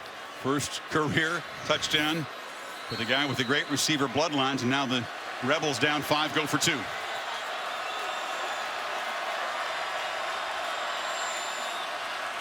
Kelly, incomplete. Tried to rifle the ball to Stringfellow. Tipped there, and so the lead is still 5, but Ole Miss is hanging on. We just said don't turn this TV off, because when they score, they score quickly. I talked about their previous drives. This one was only 47 seconds.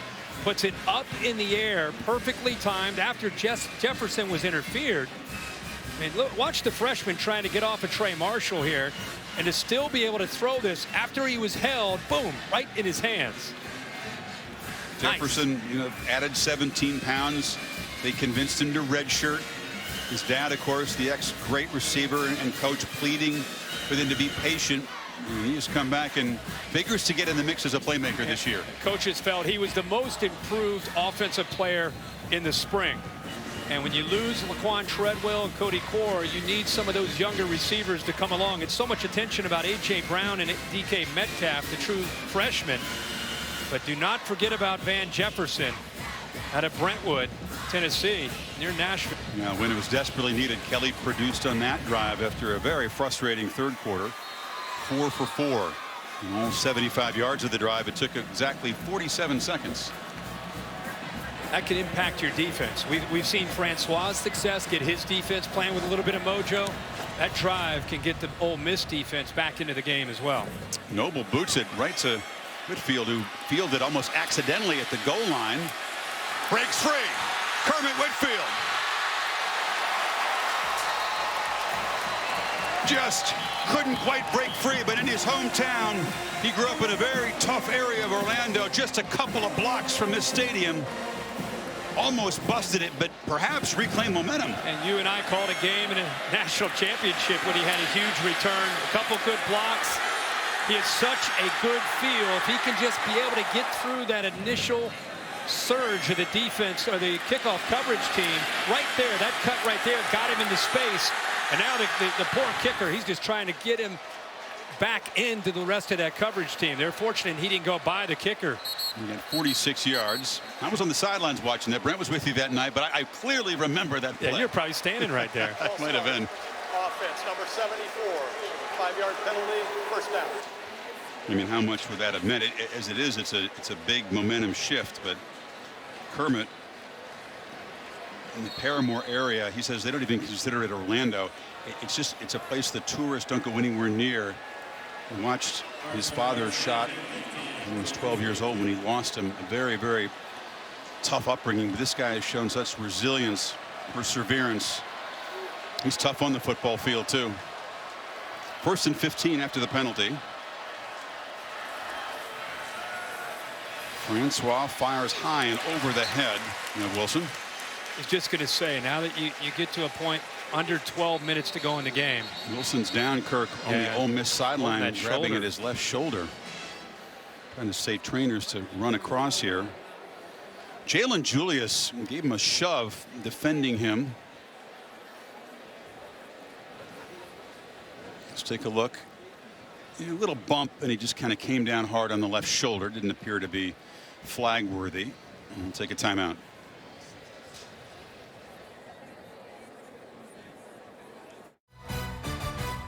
The 2016 Camping World Kickoff is brought to you by Camping World. Get one-stop shopping for everything RV at your nearby Camping World RV Supercenter. And Jiffy Lube. We do more than just oil changes, all in a jiffy. All the twists and turns of this game. Now you're Francois, Kirk. You're up by 5. You get the ball back. And if you're Dave Womack on the other side, what are you thinking? Well, they have given that cushion that we've talked a lot about tonight to the receivers. And Francois and Jimbo Fisher have thrown a lot of underneath passes and gotten the ball in space to their athletes. I want to see if Dave Womack, the defensive coordinator, takes that cushion away. Is he going to give up those easy throws, or does he try to eliminate them? And beware Dalvin Cook. He hasn't busted a really long one yet. They fake it to him. Pressure immediately. Francois steps up and will now duck down. Had to elude the charging pressure immediately off the edge by Gates. Caldwell eventually got him. Yeah, Gates came on outside pressure, kind of walked up, brought the pressure from out here. He does a good job of being able to step up into the pocket. Nice block, just enough there by Cook. And he could force it as a young freshman or just eat it. Decides to eat it, which was a good call. But it does set up now a 3rd down and long. The last time they had 3rd and long, they handed the ball off to Dalvin Cook. He picked up a 1st down. See if Ole Miss decides to come after him or just rush the 4. Empty backfield. 2 in the play clock, and I think that's a wise timeout by Jimbo Fisher. Don't know if his young quarterback had noticed time was about to expire. I'll spend one here and talk about this 3rd and 15 play. They were not going to just give up. They were going to try to, apparently, unless it was a design quarterback run, they were going to let him pitch it out. Right.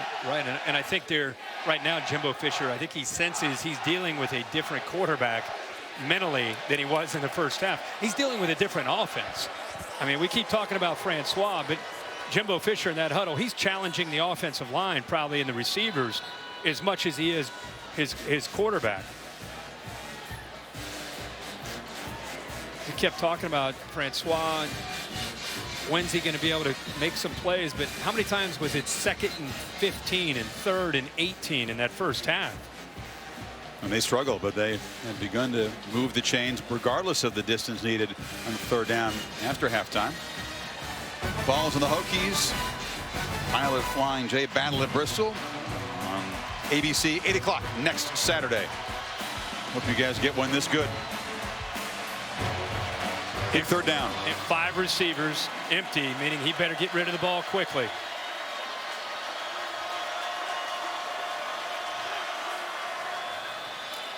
Rebels rush 4, close in, and I'm fired over the middle, complete. Off. A crucial 3rd and long. He takes another shot, but delivers, Kirk. Well, this is a good job of reading coverage. He needed time because you're going to have a receiver come across the middle to occupy Gates, which opens up a void behind it. Watch the receiver come across. Gates steps up. And how about the courage to make that throw on 3rd down and long? Gates should sink back, make him throw it in front, and then you can make a tackle. But by going up, makes it an easier throw and an automatic 1st down to his best receiver in Rudolph. They got 27. They've converted 2 3rd and 15s in a row. One on a Cook run and then that completion. Now Dalvin's got it again. And it's another huge emotional and physical test for this defense. We said the last time Florida State was down here, the importance of can they force a field goal versus a touchdown. Now here we are, 10 minutes, and I know they can score fast. But this is big. This is a big sequence of plays here for a beat-up Ole Miss defense against a Florida State offense that, again, has a lot of confidence with this quarterback. It's kind of the same deal, isn't it? They can force a field goal, still a 1-score game. Yep. Field goal, and you're down 8, touchdown, and wow, makes it very tough.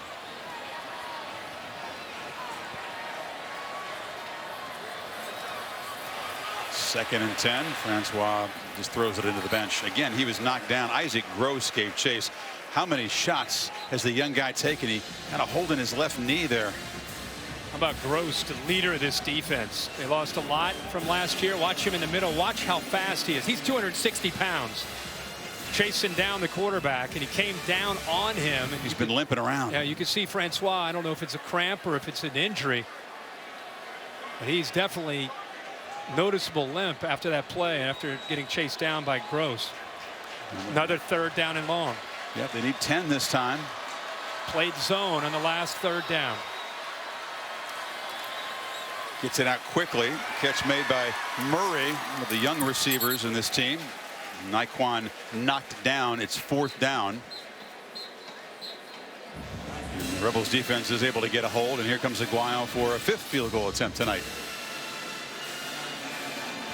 Last time he had ice in his veins, right? He did. On the kick? Yeah. That's what he told us. This is his longest attempt, though. This one's going to be from 44 yards. He's been good on 2 chip shots and 2 40-yarders. To stay perfect in his young career and make it an 8-point lead. Wow. How many more Aguayo brothers are there? Do they have 3 or 4 more? Because they can all kick the ball between the uprights. No doubt. 8-point game. 9:16 to play in Orlando.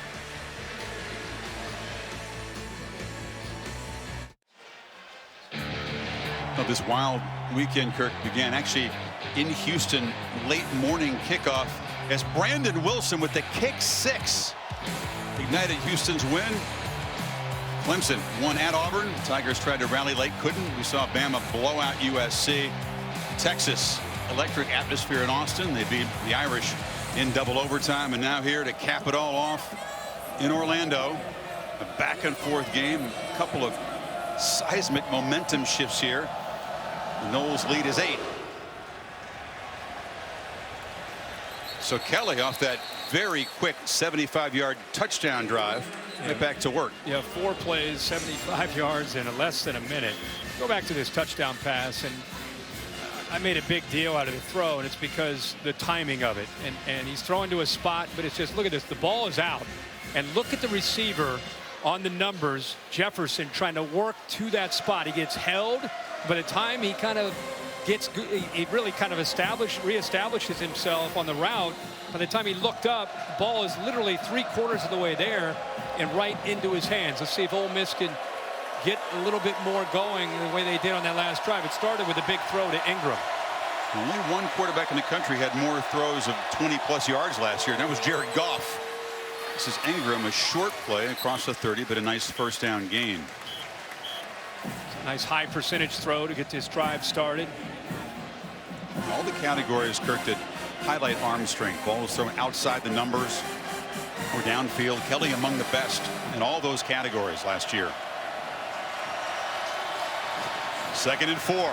Lofted over the head of Adeboyejo, who was behind McFadden.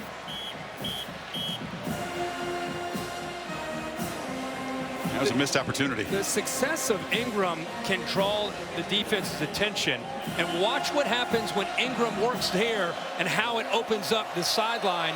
Because of so much success, he gets pulled in. Kelly is swarmed and dropped, and that 3rd and 4 play is blown up by the Noles defense, and they're going to get the football back.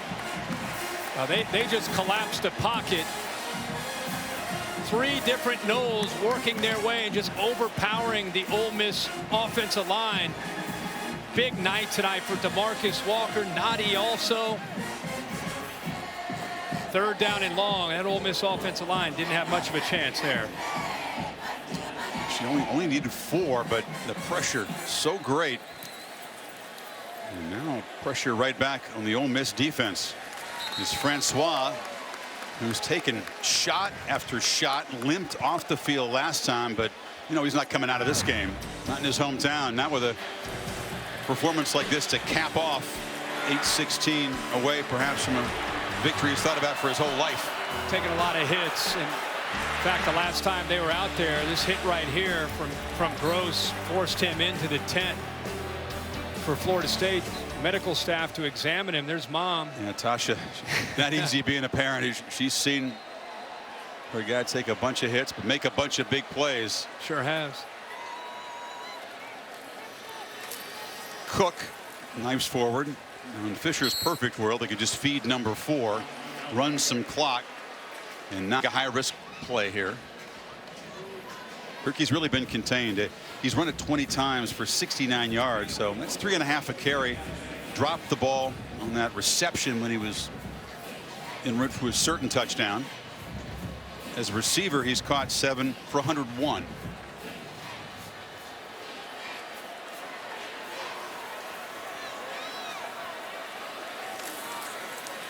And Swall fires complete. And one more time, it's to Kermit Whitfield. Again, he got pummeled, but that's his 30th completion of the night.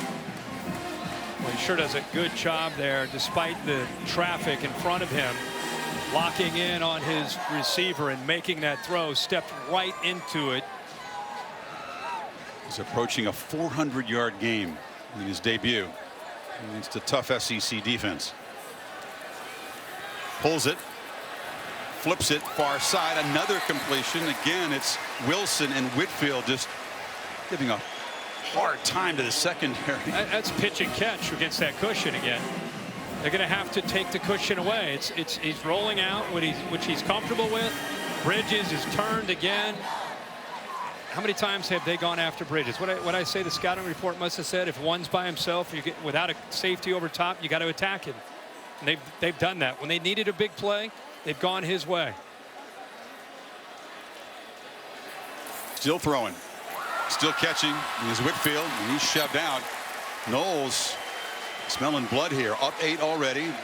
Trying to make this a 2-score game. Perhaps use some clock in the meantime. You keep thinking use some clock, and yet they've only used a minute 29 at this point, and it's because Jimbo Fisher, what you said, smelling blood. Up 8, under 7 minutes to go, and so far on this drive, instead of being conservative and just giving it to Cook and working the clock, I mean, they're giving it to the freshman quarterback, and they're going after that Ole Miss defense. I wonder if they'll keep doing it, or if he might begin to milk some play clock a little bit more now. And they flip it around the end.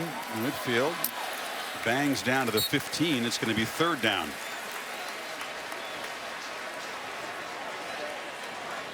Look at those Rebels defenders just kind of slowly walking back to the center of the field. Check it, 2nd down here, and they're beginning to kind of pull back on the tempo now, use some more play clock.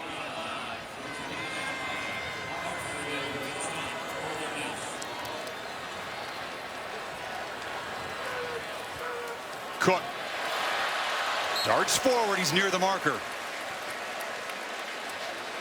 You know, the battle in the trenches on this side of the ball has been pretty intense. They're going to come up a little bit short. You know, at this point, it's about who's in the best shape and who's able to keep their wits and battle through that fatigue. He is stuffed. Stopped short. Cook. No gain there. It'll be 4th down. A.J. Moore, the nickel, flew in there. So Jimbo, a decision to make here. Well, not happy they didn't make the first down. I think he was expecting to make the first down. I think you got to kick the field goal, don't you? Make it a 2-possession game. Well, Aguayo trying to make it a 6th field goal, which, if good, would give him a school record for field goals in the game. A bunch of guys share that record, including his big brother. Yeah, you got to kick it. So your brother's an all-world kicker. You come in, you replace him as a true freshman, and you go out and you break a school record, perhaps, for field goals in your debut. The quarterback's not the only guy that's gotten off to a good start tonight for Florida State in their career. And if Aguayo can't put it through, still a 1-score game. This one from 31.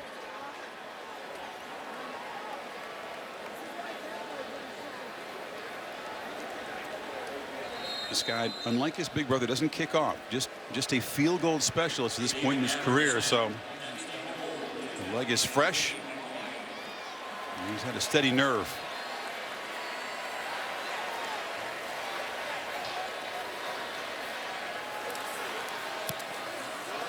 That one is not the prettiest, but it looks just fine on the score sheet. May have been tipped at the line, kind of knuckled through in a line drive, but 6 for 6. And the Noles go up 11 in the final 5 minutes. It did look like somebody got a hand on it. It might have been Tony Bridges, number 1. He got up in the air. Definitely tapped there by Bridges.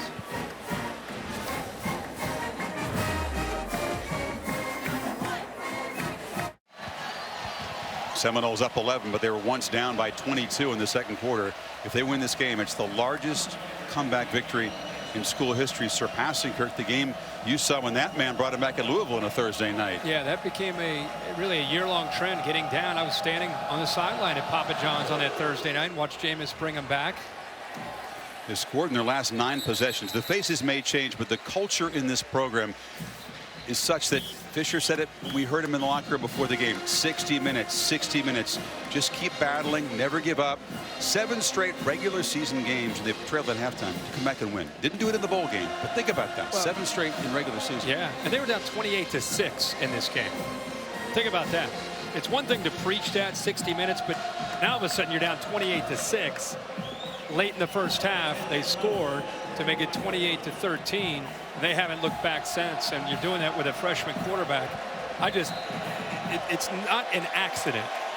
It's, as you say, it's part of their culture, part of their belief in what they do. He adjusts as well as anybody in the country. Final 5 minutes. Kelly swarmed under again as the protection breaks down, and that man again, DeMarcus Walker. Yeah, there's a little twist off to the left, but just Walker again beating his man one-on-one. Kelly looking for Adebojo down the sideline, and here comes a flag. It'll be interference. He was covered by Trey Marshall. That's a break for the Rebels. Yeah, because I don't think he had a chance to make a catch on this ball. There's Charles Kelly. Speaking of adjustments, this defense has played like a different defense number 20 in this second half. Yards from the previous spot, automatic first down. I think you're right. This would have been a hard time completing this. This gets back to the defensive back not even turning. How that almost attracts the call. He threw the left arm. His head isn't looking back. His eyes aren't looking at the ball. That's what attracts the penalty. Check what the school record for penalties is. That's their 15th. Again, throwing downfield, almost intercepted. McFadden got his hands up in front of Lodge. Interesting decision there by Kelly. Second time in a row he goes to his left, back into the boundary. And remember, Ingram, let me circle him here. Ingram has been up here, has been the target, but they have a safety back behind him to help.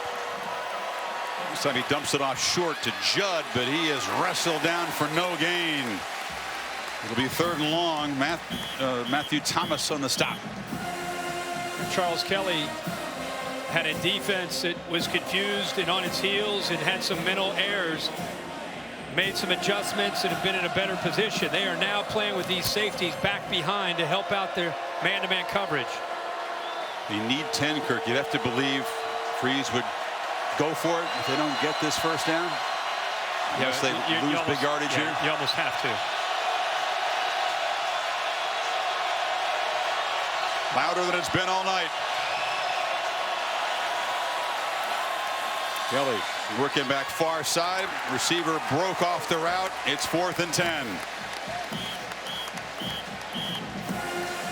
And see, it's such a hard thing for Hugh Freeze to call these plays without tempo and without Florida State looking over the sidelines and being confused. I mean, this is slow and methodical, and it's very different trying to execute against Florida State in this kind of scenario than when they're looking over to get the call and they're not quite lined up and then you snap the ball. This is just take your time, and a lot of times when it's that case, the better athletes usually win. Feels like last gasp for a team that was once up 22. And an open man at the bottom here. They spotted it, Kirk. You're exactly right. There were 2 receivers and only McFadden on that entire side of the field. Wide eyes of Fisher says it all. 4th down to come back. After the defensive timeout, Rebels need 10 on 4th down. And he circled DeMarcus Walker coming out of the starting blocks. Well, they jumped offside. It's a free play for actually a whistle before the snap. A couple Noles were across.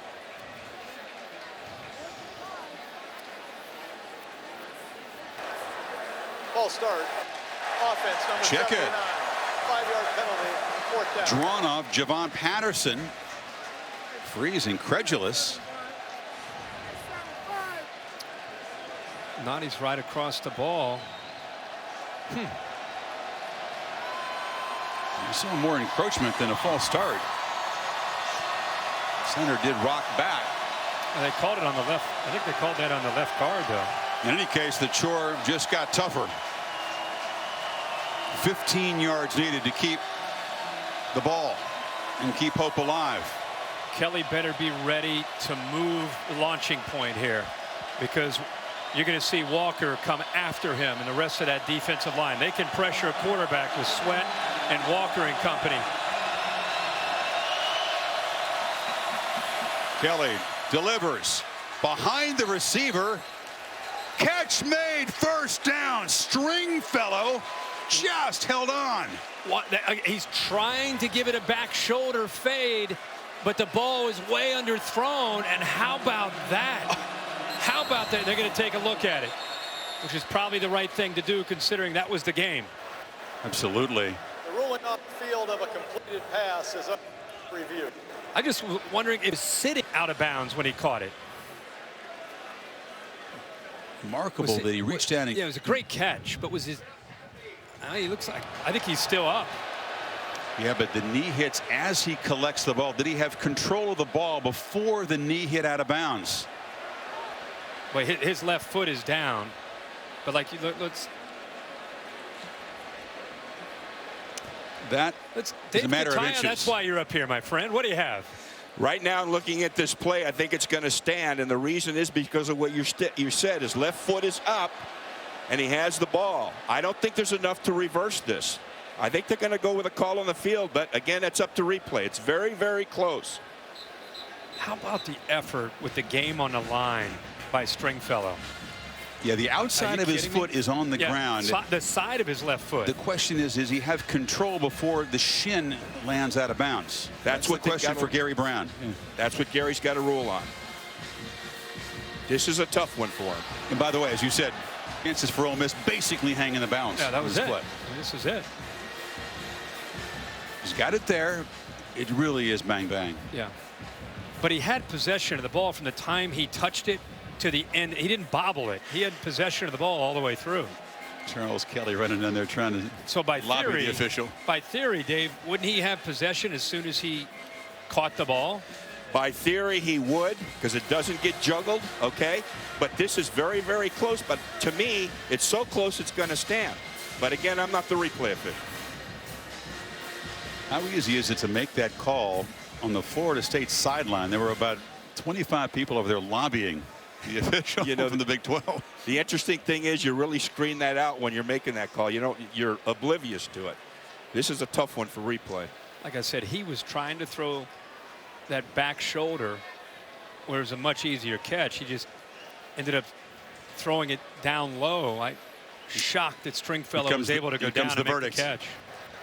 After further review, the ruling on the field stands as called. Completed pass. 17 yards on 4th and 15, and Freeze's team still has some breath here. Remember, again, they scored in 47 seconds, 1:46, 2:19, 1:56, 1:45. They can score in the blink of an eye. All 3 timeouts remaining, which they'll want to hold until their defense is back out there if they score. Judd takes the pitch, stutter steps, short gain. Not only does it get, now you have a better chance of tempo. Again, tempo is where they can get after a defense and make them lose that aggressiveness. Kelly, protection breaks down again. He's dropped again. DeMarcus Walker one more time. Can you have a better game as a pass rusher? I don't think so. That was, and Walker gets his 4th sack, but the secondary also deserves a lot of credit for being able to come up with great coverage. Kelly wanted to throw it. He wanted to get rid of it. There's nowhere to throw the ball. 4.5 sacks for the man who had 10.5 a year ago. 3rd and 16. Working down the sidelines to Lodge, intercepted by McFadden. And that could do it.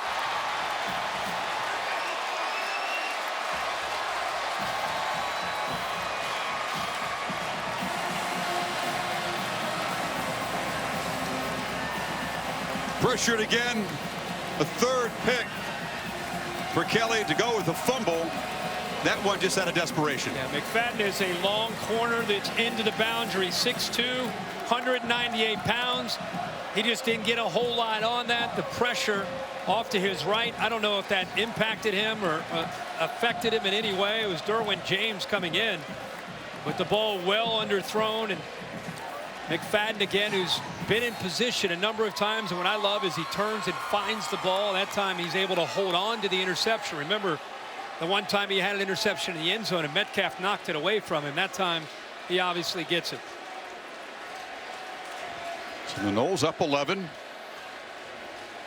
Just trying to put the finishing touches on the biggest comeback in school history. Dalvin Cook breaks free and will just slide down inbounds at midfield and is limping off.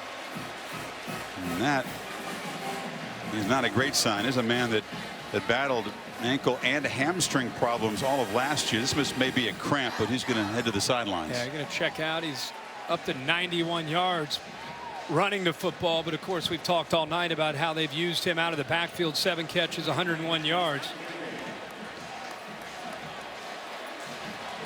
That's clearly felt something as he was in the open field and just went right down. After last year, that Florida State staff, anytime he comes over to the sideline, they're very concerned. Jaquez Patrick hammers forward. Kirk, huge theme all around college football. High-profile programs with freshman quarterbacks debuting. We saw Jalen Hurts. Hurts so good, by the way, was the headline in Alabama the next day. 4 total touchdowns. Shane Buechele looks like a future star. Got some help from Swoops in the situational play. Jacob Eason of Florida. There's a decision to be made there, isn't there? Yeah. If I were to rank them on their first game, I'd say Francois 1, Hurts 2, Buechele 3, and Eason 4. And those top 3, you couldn't imagine a better start to your career as a freshman than those 3. Exciting times in college football. These new faces making instant impacts. You wonder how some of these quarterbacks, Kirk, arrive in college football to play at a high level against good opposition in their very first games. I mean, I guess the training begins in 5th, 6th grade now. Yeah, it really does. These guys work in the 7-on-7 camps or year round. I think the quarterback position, more than any other position in college football, the development is just incredible. And Kirk, with this big showcase game, ACC versus SEC, we could put a period on the Power 5 records in the first week. And all the folks who say the SEC gets too much hype and too much credit will point to this. Yep. 7-7 start. There were some bad losses. Obviously, there were some losses, games like this where the SEC team was not the favorite. They did challenge tough non-conference competition, but the Pac-12 and the SEC often looked upon as the 2 deepest conferences, struggling a bit on the one-loss record. Before everybody says you can read into that and say, okay, the SEC is terrible. It's 1 week. It's a terrible start collectively for the conference. I mean, they're used to winning most of the games that they play in the non-conference. I think it's a combination of these other conferences getting better. I think the Big Ten is getting a lot better. I think the Pac-12 has been better. I think the Big 12 has depth. I think the SEC isn't as powerful as it once was back in 06, 07, 08. So I think you have to be careful of a knee-jerk reaction after 1 week, but it's all we have to go by right now. Wisconsin beating LSU was massive, but the level of competition for the Big Ten teams, for example, not very high. No. Ditto for the Big 12. Good news is Cook is back in there. They fake it to him, though, and Francois just rolls around, breaks free. And the freshman slides down a heady decision. He has really killed this Rebels defense throwing and running tonight. Yeah, look at the smile. Wow. Amazing what 3.5 hours will do. Chris, who would be your top 5 after the opening weekend? Top 5 teams? Yeah. You hit me in the last minute here. We're just trying to put a period let on you think things. about it. I put Alabama number 1, Clemson 2. I got Alabama 1. I'd put Florida State 2. I'd put Clemson at 3. I'd put Ohio State at 4. And I'd put Houston at 5. Wow. I'm not going by preseason polls. I'm going by what we watched. That'd be my top 5. This is a night they'll never forget in the Seminole Nation. It looked like a hapless start. Cook drops the ball going for an easy touchdown. 11 penalties, 22-point deficit. And in his hometown, in his first game, Deondre Francois and a charged up defense lead a comeback. Walker out of his mind as a pass rusher tonight. Jimbo was talking about defense before this game, and now we get a taste of why. Yeah, and how about Walker's performance? And again, we're going to talk a lot about Jimbo and Francois, but you also have to talk about Charles Kelly and the adjustments that defense made. Looked like a different team for the first half to the second half, and how well they played after having some mental errors in that first half. They settled in and played great. Allowed only one scoring drive to Ole Miss after falling behind at 28-6. 580 yards total offense for Fisher's offense. You think Jimbo's going to have a voice for Sam? Ooh, what could he possibly? Let's find out. That was going to be my first question. Do you have a voice left? No, I don't. Oh, okay. Well, I'll try here, Coach. You said coming into this one there were a lot of unknowns. So what do you know now? Well, we know we got a bunch of competitors and fighters. We got a lot of stuff to clean up. We were far from perfect. Too many penalties, missed assignments, and we got the jitters out. But what I loved is the way they responded to adversity at halftime. I don't want to get down anymore, but I love the group, and we have a chance to be a very good football team if we just keep progressing. We got a lot of work to do. How were they able to respond, Coach? Was it something you said? What was the difference? Listen, when you do that, you can inspire as a coach. It's either in them or it ain't. And you don't win because you want to, you win because you train to. We put them through a hard camp. These kids fought, scratched. That's just the things we do at Florida State. Well, it seemed like a different quarterback from the first, this guy right here, up to the fourth quarter. So DeAndre, I'll ask you, what was the difference for you between the first quarter and the second half of this game? Freshman quarterback coming in, we started slow, had to get the feel of the speed for the game. You got to give credit to Ole Miss. That's a great SEC football team. Some hard hitters, fast DBs, all around great defense we just played against. But in the first quarter, I just had to get hit a couple times. Had to throw a couple incompletions just to get my mind right. You definitely got hit. I heard you were a pretty quiet guy on the sideline. Didn't see you saying much early on, but I heard Jameis Winston talking to you a lot. What was his encouragement to you? He was just telling me stay poised.